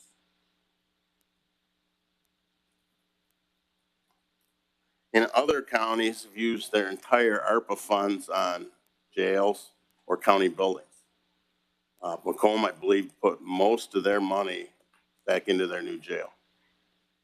So some have divvied it up, some have just spent it all on county funds or county buildings, county issues. That's all I got. And I just want to reemphasize the payback mechanism. So this to me is viewed as a loan. I know there's some stuff Gary's working on it. Can we not? I'm not being a proponent of going to IRA and handing them 14, 15, 12 million, whatever the number is, and the county does not have the ability to get the money back. So I just want to be very clear on that. David. Go ahead. You got anything? I'm kind of new at this, so yeah, and I know that there's a lot of moving parts to this, and I know you guys have been working on this for a long time. Sorry, get closer. So I'm trying to catch up. I see that there's a lot of opposition to it, and so I think we have to be aware of that. However, I understand the other side of Ira Township and these other townships wanting this new pump station, and I mean, that's kind of a no-brainer as well. But I'm still kind of waiting for, like, if it's true that we can make a loan. I don't know if that's kind of the legalities of it. Yeah, and I understand that a lot of people want to reserve the land that we have in, and one thing is for me, and I'll make this quick because I just rambled too much. Watching the economy, the economist that I do, we're watching the graphs, and we're kind of at the same point that we were like in 2008. And so I don't know, are we due for another crash? If so, I think maybe it would be wise for us to consider to use those funds to take care of what we already have in-house.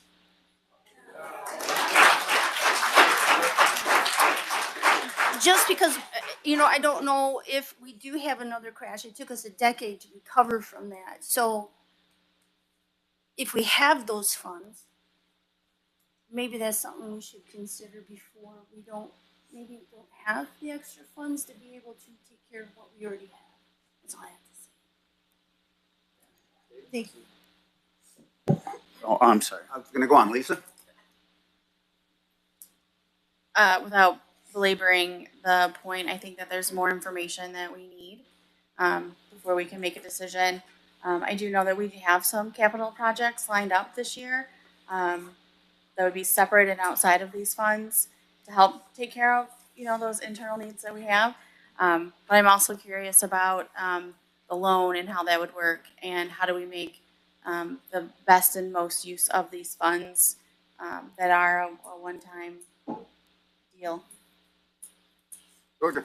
I think, well, again, not to continue to go over, because I think the biggest thing is what is there a payback? What does that look like? Can it turn into a revolving fund for some of these other smaller projects for different communities?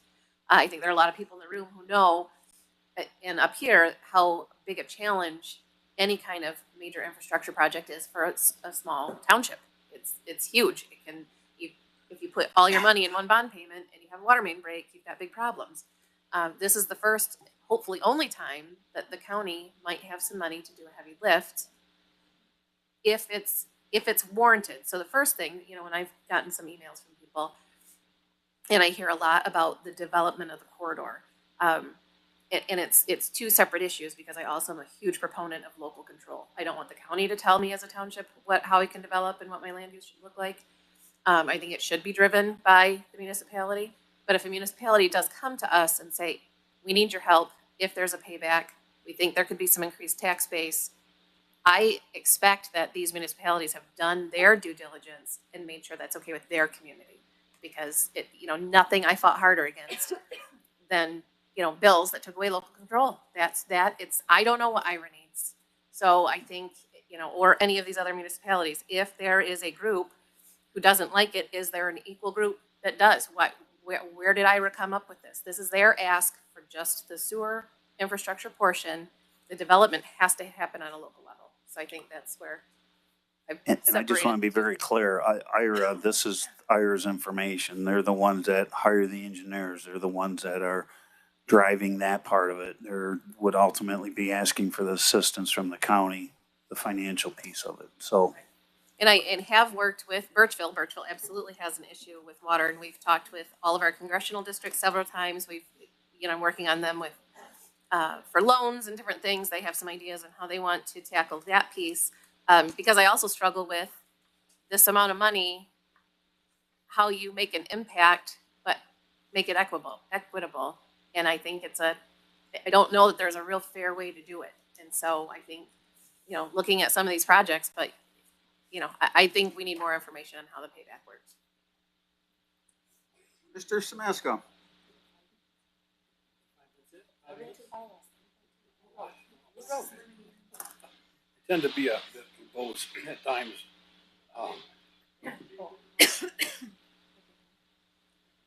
This is on the agenda, so water and sewer infrastructure regarding 26 Mile Road. Now, I don't know if there's a motion for the board. I think it's more information. There is no motion. Right, okay.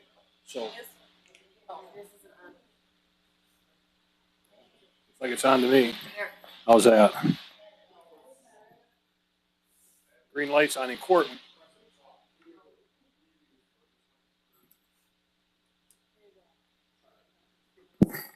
I'll use them both. There we go.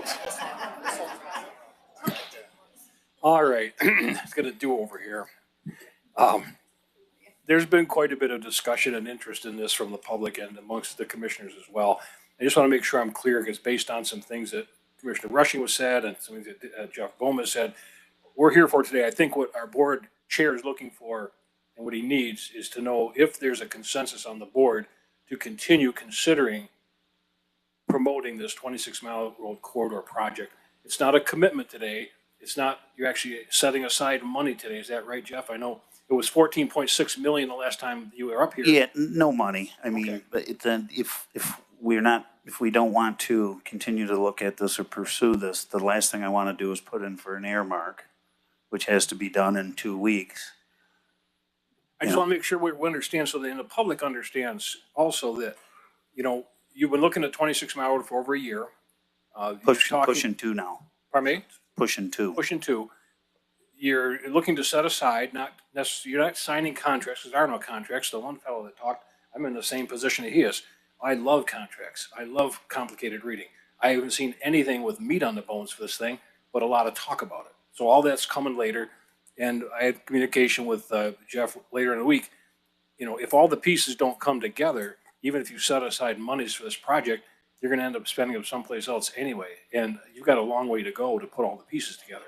Township support, multi-jurisdictional zoning, all this stuff. Then the contracts and bids and all the other things. So this board has looked at this for a year and a half, 2 years. I'm appreciative of the need for continuity on the board. Every 2 years, we don't want to have knee-jerking around at what you're doing.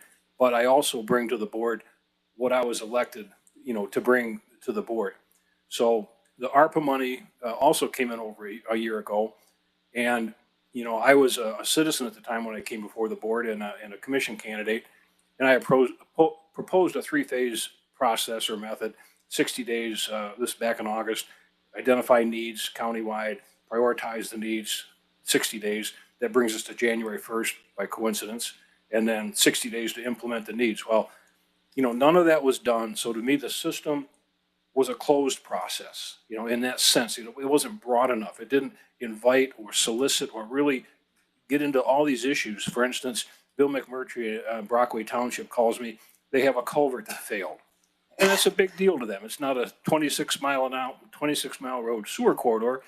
or a sewer project, but they've got a MDOT inspected the culvert, it's down. So now Siegel Sand and Gravel and half the dairy farmers have to drive 6 miles extra to get someplace. That's really important to them.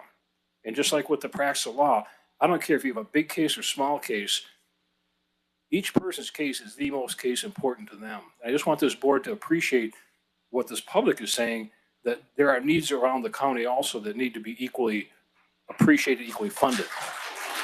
So that said, you know, the approach I took to it, I know there's an interest in it. I know there's support generally in it. So to me, you know, the easy math is we had 33 million in addition to the 33 million that went directly to cities, municipalities, townships who submitted. So there was $66 million.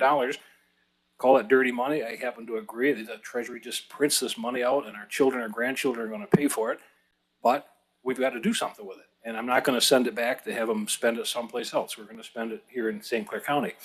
But on that point, you know, we carve out the lost revenue piece, the calculations for that. We've carved out $10 million and spent that prior to the first of the year. There's maybe 23 left. The easy math for me was, you know, 23 million divided by 7 districts is 3.3 million for each district. Alan Hermes was talking about $190.18 a piece. It's the same kind of thing. So our county board chair needs to know what direction this board wants to go. If there's a majority of the board, 4 or more, that want to send money to one area for one purpose, I trust that they know their district, know their people, and want to do a good job. They may vote that way. But if there was a motion to set aside money tonight, I was ready to make a motion to equally set aside money for the 3 districts that don't support it in an equal amount. 3.3 million times 3, 9.9 million is for districts 1, 4, and 7. I mean, that's fair.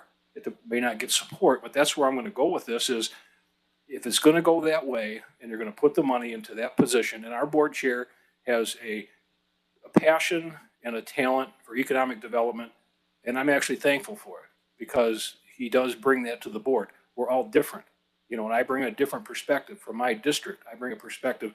This broadband piece was really important to my district. I'm actually getting calls from Dave's district and other people's district, George's district, you know, on that issue, and we're moving in that direction. So I do appreciate, I try to put it together in some conversations to say, let's do, as one of the people here talked tonight, it's interesting how it all blends together. Let's put together something that benefits the whole county. So, you know, you're going to spend 14.6 million there. Let's spend 9.9 in broadband fiber ring infrastructure so we can get 5G cell phones and community homes in my district and other places with redundancy for homework and work from home and all the other stuff. So my position is that I can't support it in its current fashion because there's no assurance that anything's really going to go to my district in a fair manner. And that's just, you know, I've had conversations with commissioners, well, just wait and we'll get money from some other source. We'll get money from some other grant. I said, well, how about you wait? How about you wait to send the money to 26 Mile? Let's fix the roof on the courthouse. Let's do the radios for the sheriff's department on our capital improvement list.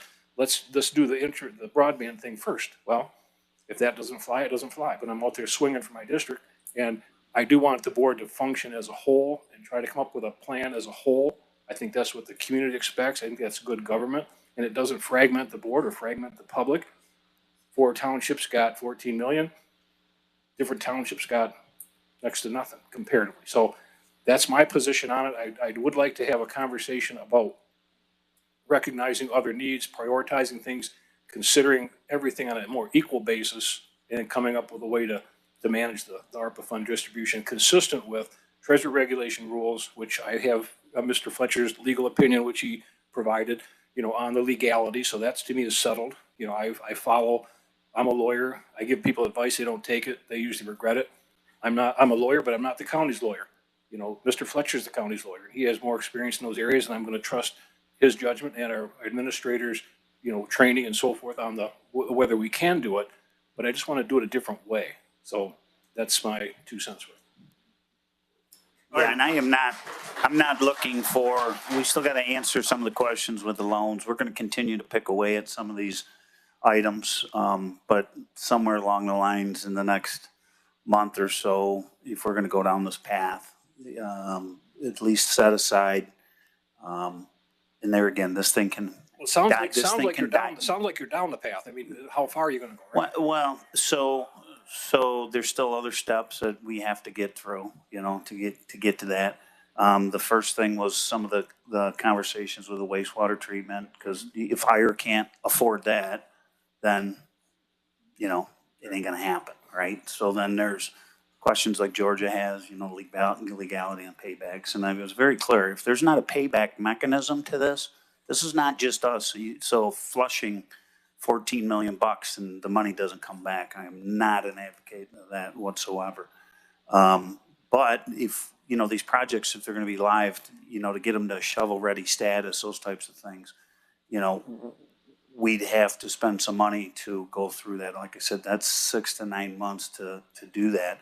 In the meantime, on this, I'll submit for some of these other, you know, And what's money the needs. drop dead date on committing the money? Is it 2020? What is the?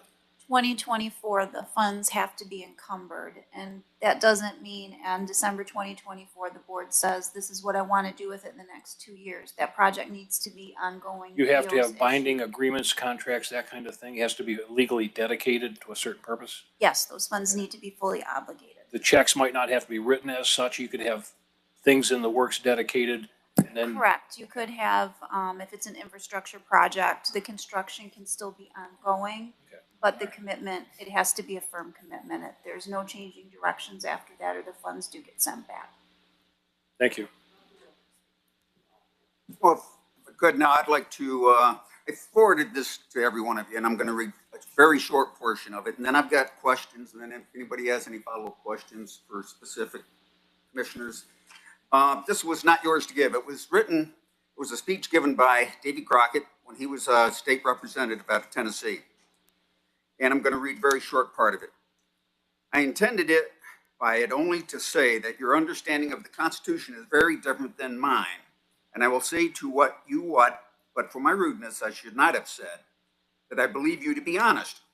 But an understanding of the Constitution is different from mine, I cannot overlook. Because the Constitution to be worth anything must be held sacred and rigidly observed by all provisions. The man who wields power and misinterprets it is more dangerous the more honest he is. Further down, and this is Davy Crockett talking to one of his constituents when he went to run for re-election. So you see that while you are contributing to leave one, you are drawing it from thousands or even worse off than he. If you had the right to give anything, the amount was simply a matter of discretion with you, and you had as much right to give 20 million as 20,000.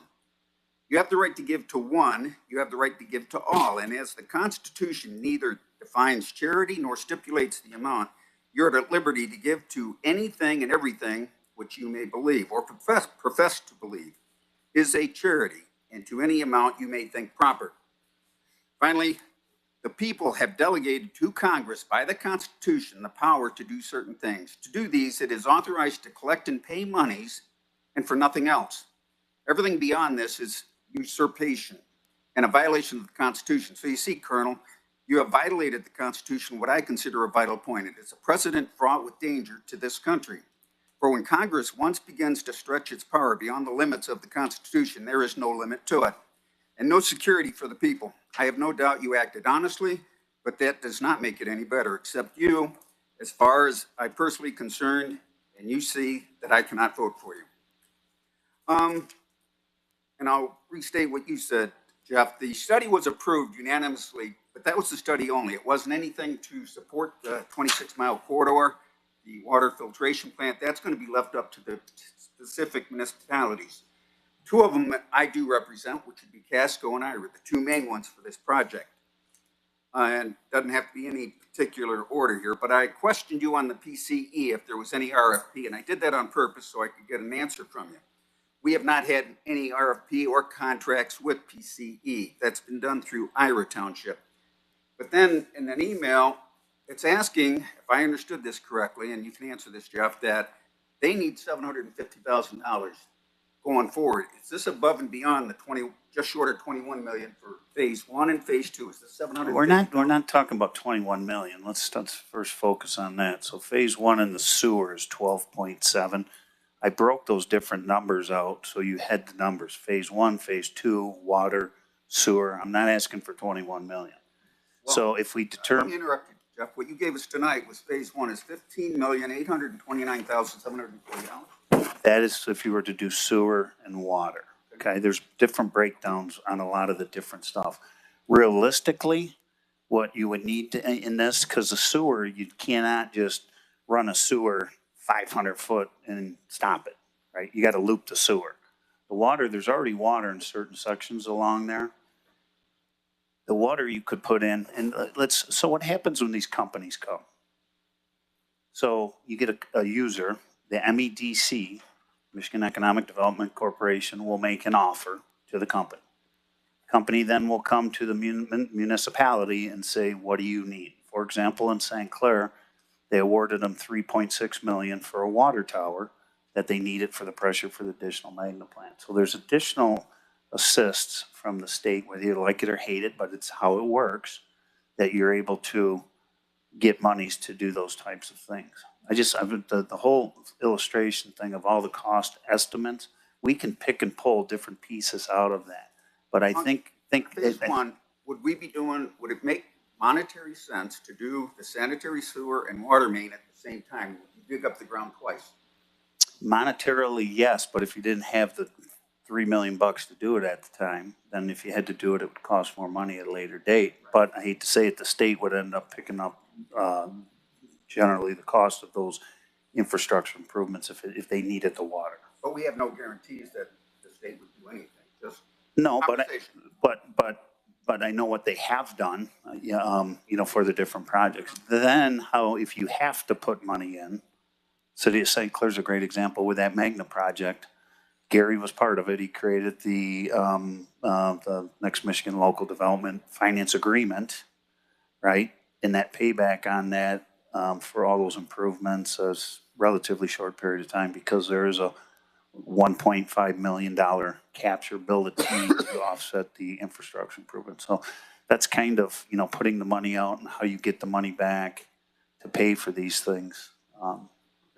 Because I'm looking at this. The 750 though would be to engineer the project and get it to a shovel-ready status. Now, we would have to write a contract or give the money to IRA and they would pay PC, or would we do that?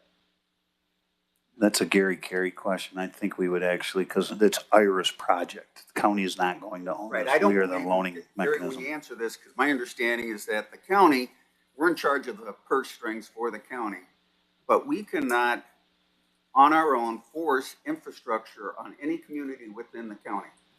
If we could not force sewer and water as county commissioners on Ira Township, Casco, you can pick Riley or Birchville, Wales. We can't do that. We don't have that authority. That's up to each individual elected board of trustees, I believe. Yeah, each jurisdiction makes those decisions, and what would have to happen. So with regard to the Magna project, what happened is an LDFA was set up, Local Development Finance Authority. County advanced some money to get that off the ground, and then what happens is the taxes that are captured by the project come back to pay it back. So that's what would have to happen, but the obligation has to be from the entity set up by IRA. And the county has no authority to go put sewers in or water lines or other infrastructure in IRA if IRA doesn't want it. It's their decision. And because you're here, Magna, who owned the land first? Because I've been here a while. I believe the land that Magna actually got, that was owned by the county, correct?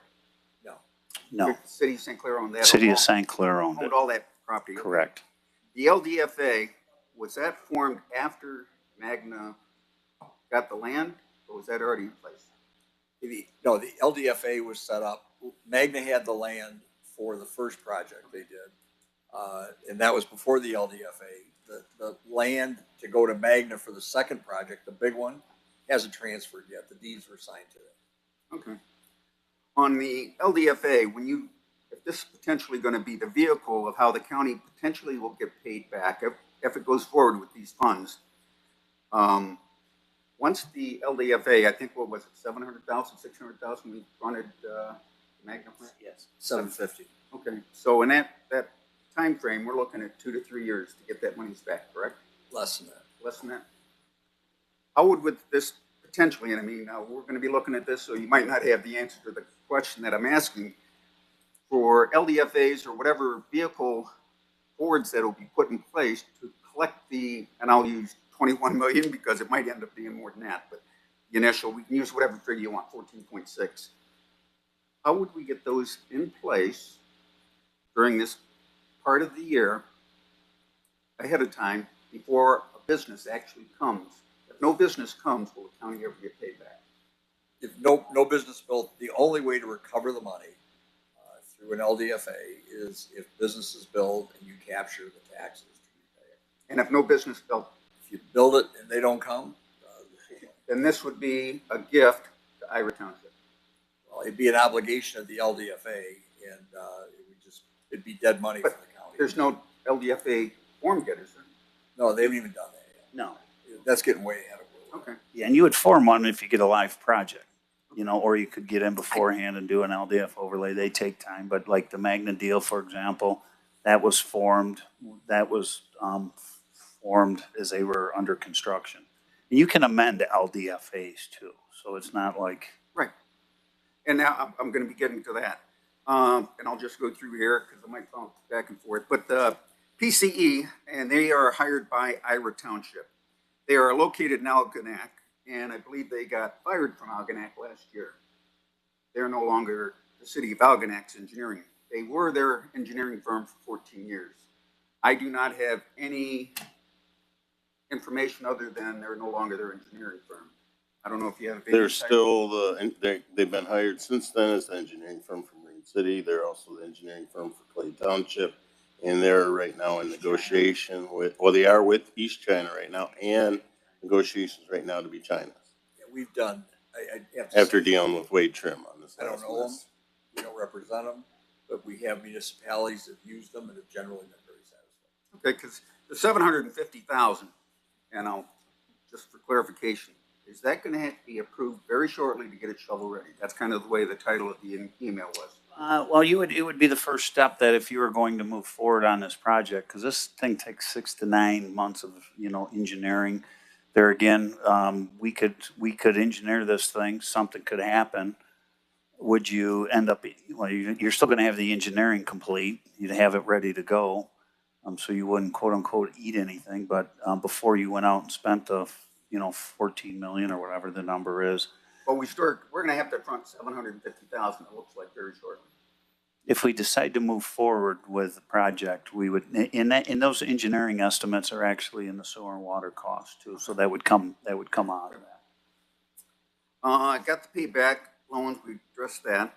The master plans, and I talked with Joe Stevens extensively and brought up with all the communities down there that their master plans, and Dave Struck, I don't know if he's still here, but he's going to be needing to work to where their zoning is all together. For just Casco Township, it's going to take 3 to 6 months for them to do a master plan. It may or may not include 26-mile road corridor.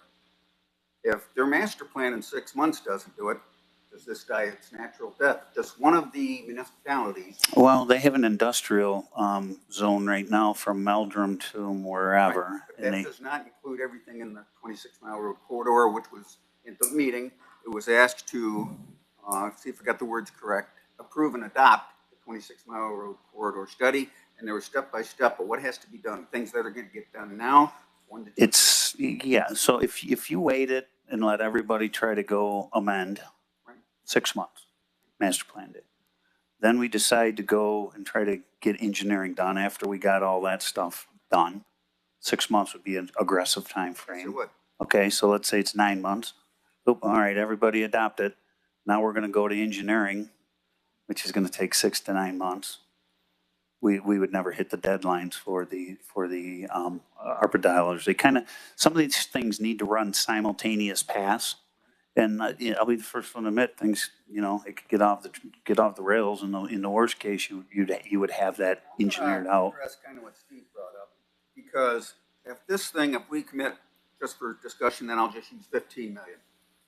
If somewhere down the road within 8 months, 10 months, this thing dies, we are potentially jeopardizing the remaining of the county if we don't have something in place that for Riley, Wales, if we don't have something in place, if we don't spend those monies, we need something, a follow-up plan to get those monies spent, or they're getting taken away from us, correct?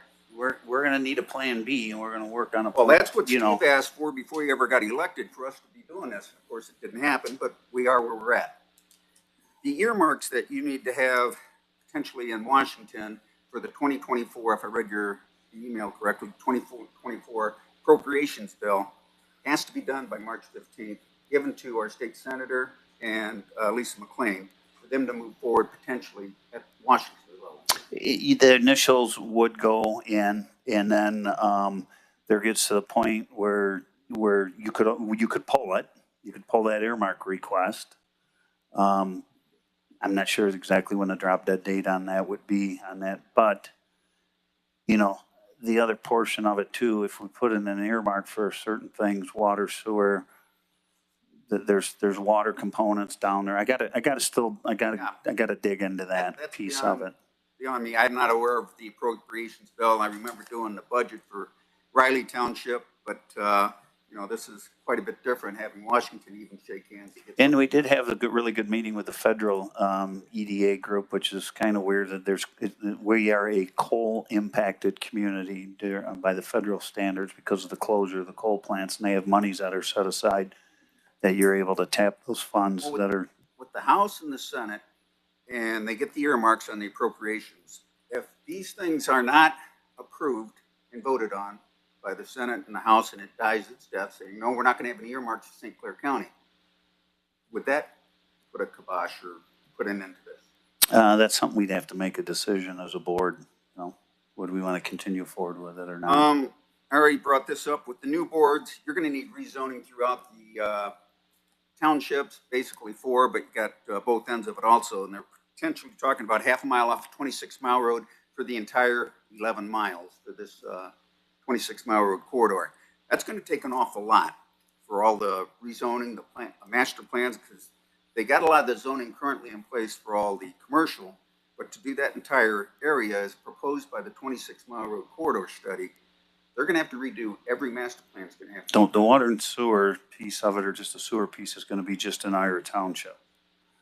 They, you know, eventually, if they want it in China, if they want it in Cotterville, you would have to rezone. So I mean, the first part of this, what we're looking at doing is the first part of the loop. So I mean, it's really 5 miles, if I'm not mistaken, from Palms to 94, and then down Palms.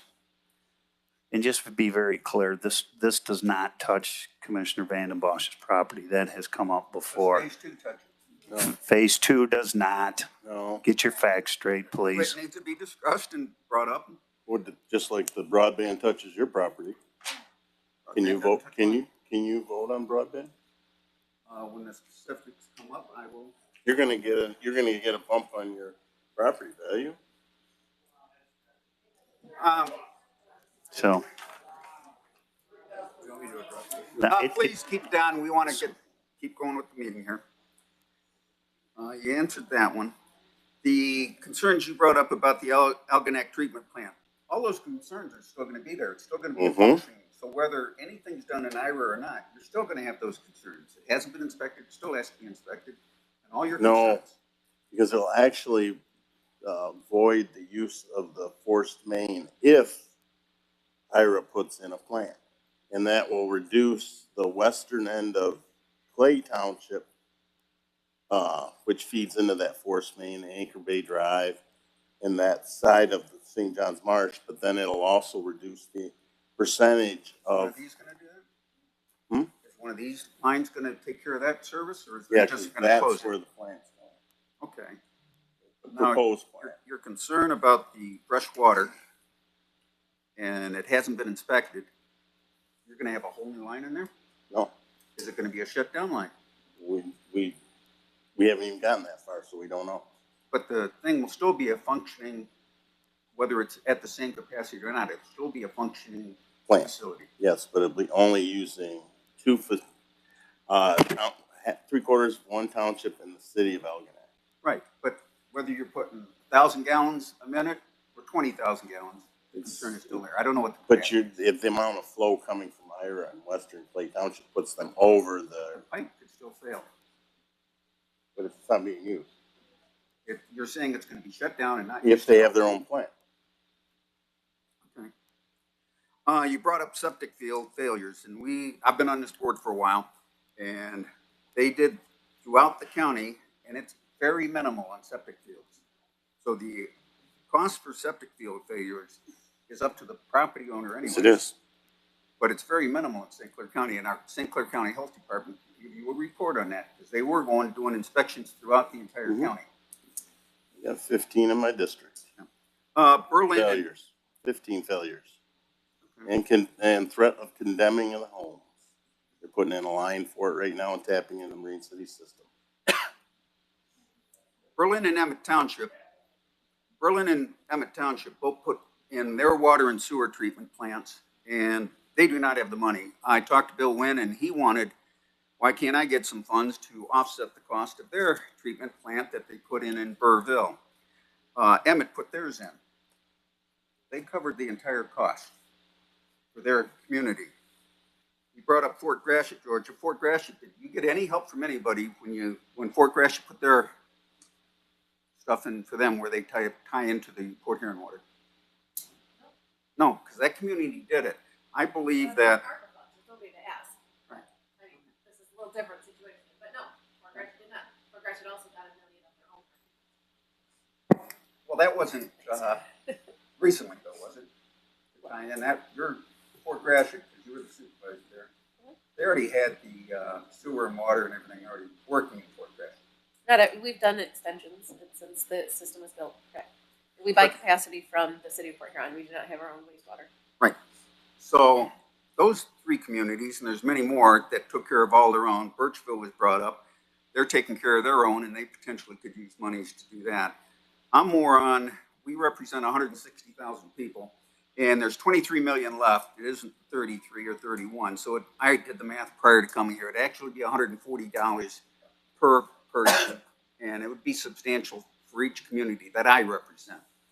You've already seen the two resolutions and Wales Township with the board that do not support this. I am asking Joe Stevens to, his board's going to be addressing this if they're going to support it or not. I've also asked the supervisor of Ira Township. He knows my position on this. I do support them going forward with their own treatment plant, and if their communities want to do this, bless their hearts, but they need to make that decision and come up with funding, I believe. I think the balance of the monies within St. Clair County need to be divided equally, and I'll make reference to that letter that I read earlier. You all got a copy of it. I don't think we are upholding our oath to office when we took office that we can specifically do this. I mean, there'll be some priorities, but it needs to be fairly balanced before we go and take the majority of the ARPA funds that we have and give it to one or two communities down there. And it looks like the majority will be IRA and to support economic development along that. If that's what they decide, that's their right. The Board of Trustees for each municipality, they can do that with or without the county's blessing. And we're doing this down there, and they can have it in their master plan and go forward without anything from the county if they chose. They don't have the finances, and it's easy to do the math, which I've done before. It's $15 million over 30 years. That's $500,000 a year that we need to recoup just to break even. That's with no interest. I don't see businesses coming in and giving us $500,000 a year for 30 years. Whenever those businesses come here, you've got, I don't know the name of the company, but second phase of Magna is 1.5 million. Okay. Second phase, the first phase isn't even, that's on the rolls, but so when you ask where the funding, financing, those, we are getting multiple stabs at very large, high end, and you guys know some of it, you're privy to some information, 2, 3, $1 billion, we've got $3 billion plus things on the table right now. Wouldn't the county get that tax dollars anyways to consider that a payback? Please, we'll get that monies regardless. Yeah, they're not coming if you don't have sewer and water. The company's not going to. I'm going to disagree with that. And part of it is that you already have sewer and water in Macomb County that comes right up the county line road that we could tap into. It's a 36-inch main. No, you can't. It's part of the Great Lakes water system. Yeah, gotta be part, gotta be. We've already met with, we've already met on that. Why You wasn't can't that do it. included in the 26-mile study? They didn't even address that they couldn't tap into it. If you already got infrastructure already built, why can't we tap into that? It's part of the Great Lakes Water Authority that Gotta be a owns that member. system. I met with Candace Miller twice in her office and we They're not going looked to at do it. anything with St. Clair County. It's owned by the Detroit Water, Great Lakes Water Authority system, and they have limited capacity that they're not willing to give up capacity to. We looked at that. I can assure you that. That was the very first person that I went and knocked on their doors. Is there a written something in writing that says they would not do that for St. Clair County? Rather than just talk.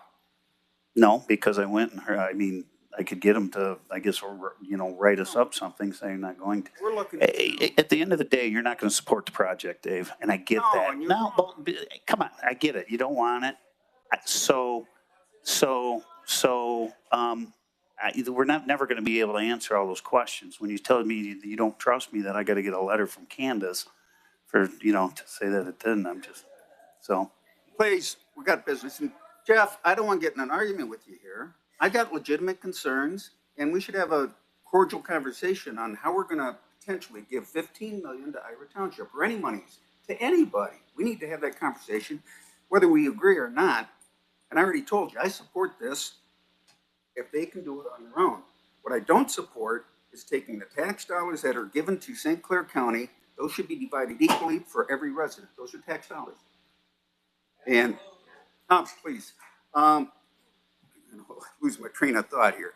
But I'll agree back with the Davy Crockett thing that I believe that we are potentially in violation of our oath of office. And that's my position. You don't have to agree with me.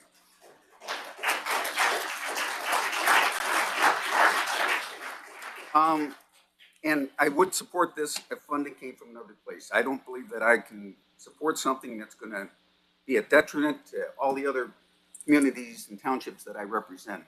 I'm not doing my job as county commissioner. And that's about all the questions I've got. Does anybody have any other questions? You need a motion. we're not doing anything. It was informational. Okay, well, you need something for potential earmarks by the 15th. You need to have a vote to potentially commit a dollar amount. Because if you don't have that, I don't know if you can go to the state, what you brought up before. You need that. Do we need a vote to write for a grant for an earmark? I don't remember, It's not really a grant, you're just asking. You're asking. Mm-hmm. Do we need the commissioners to take a position to commit this money to this project for you to give this information to the state senator and Lisa McLean's office? I guess the question, would we be willing to, are we willing to move forward on this to continue to meet and talk? And I mean, is there interest in this board, or is there 6-0 saying, forget it, kill it, So if you don't need a vote tonight, and you can still go forward with potential earmarks, I'll say go ahead and write your letters, just like he did want to do that for KPAC. Yeah, Steve? No motion on the floor. No, there isn't. That's why before we move on and continue with our meeting, if we need something done, let's do it. If we don't, let's just go on with the meeting. Let's go on. Okay. All right, with nothing being required for 7B, we're going to go to 7C, sidewalk replacement, Marine City Courthouse. Make the motion. Any discussion? All in favor? Aye. Aye. Any opposed? Motion passed. 7D, day treatment, night watch, manning table change request. Make a motion to move it to full board. Support. Any discussion? All in favor? Aye. Aye. Any opposed? Motion passed. This time, do you have any other ways and means matters? Yes, Steve. Just briefly, I should have addressed this in Joy's, I think, but I caught it as I was looking at some stuff. I had that RFP. It's on Joy's agenda for this broadband RFP proposal. We never really talked about the RFP. And I think, Carrie, you told me we don't have to get board votes to do RFPs. Remember that? I actually asked that my RFP for the broadband advisor be put on, and we had the presentation. I forgot to address it. So, but do we need to do that? Because I did want to, I think there's buy-in for that. I do want to get the broadband advisor on board to do an RFP. Do we need to have a board vote on that, or can we just do that administratively? So no, to issue an RFP, we don't need a formal vote, you know, however, since broadband is not a typical county service, you know, I would like consensus on the board that this is a project that you'd like administration to pursue. It's no commitment. Because once the RFPs are issued and a consultant is selected, that's when a contractor or firm commitment comes back. But What would be the best way to do that? I think I'm hearing from the majority of the board that you are interested in pursuing some potential broadband projects. So I think having a consultant on board would be beneficial. You want a motion on that? Not No, just- necessary. That's the board consensus. Thank you. I want to address that. Thank you very much. Any other ways and means matter? Information only. Can I have a motion to receive and file? Support. Any discussion? All in favor? Aye. Aye. Any opposed? Motion passed. Can we have a motion to adjourn? Support. All in favor? Aye. Aye. We stand adjourned.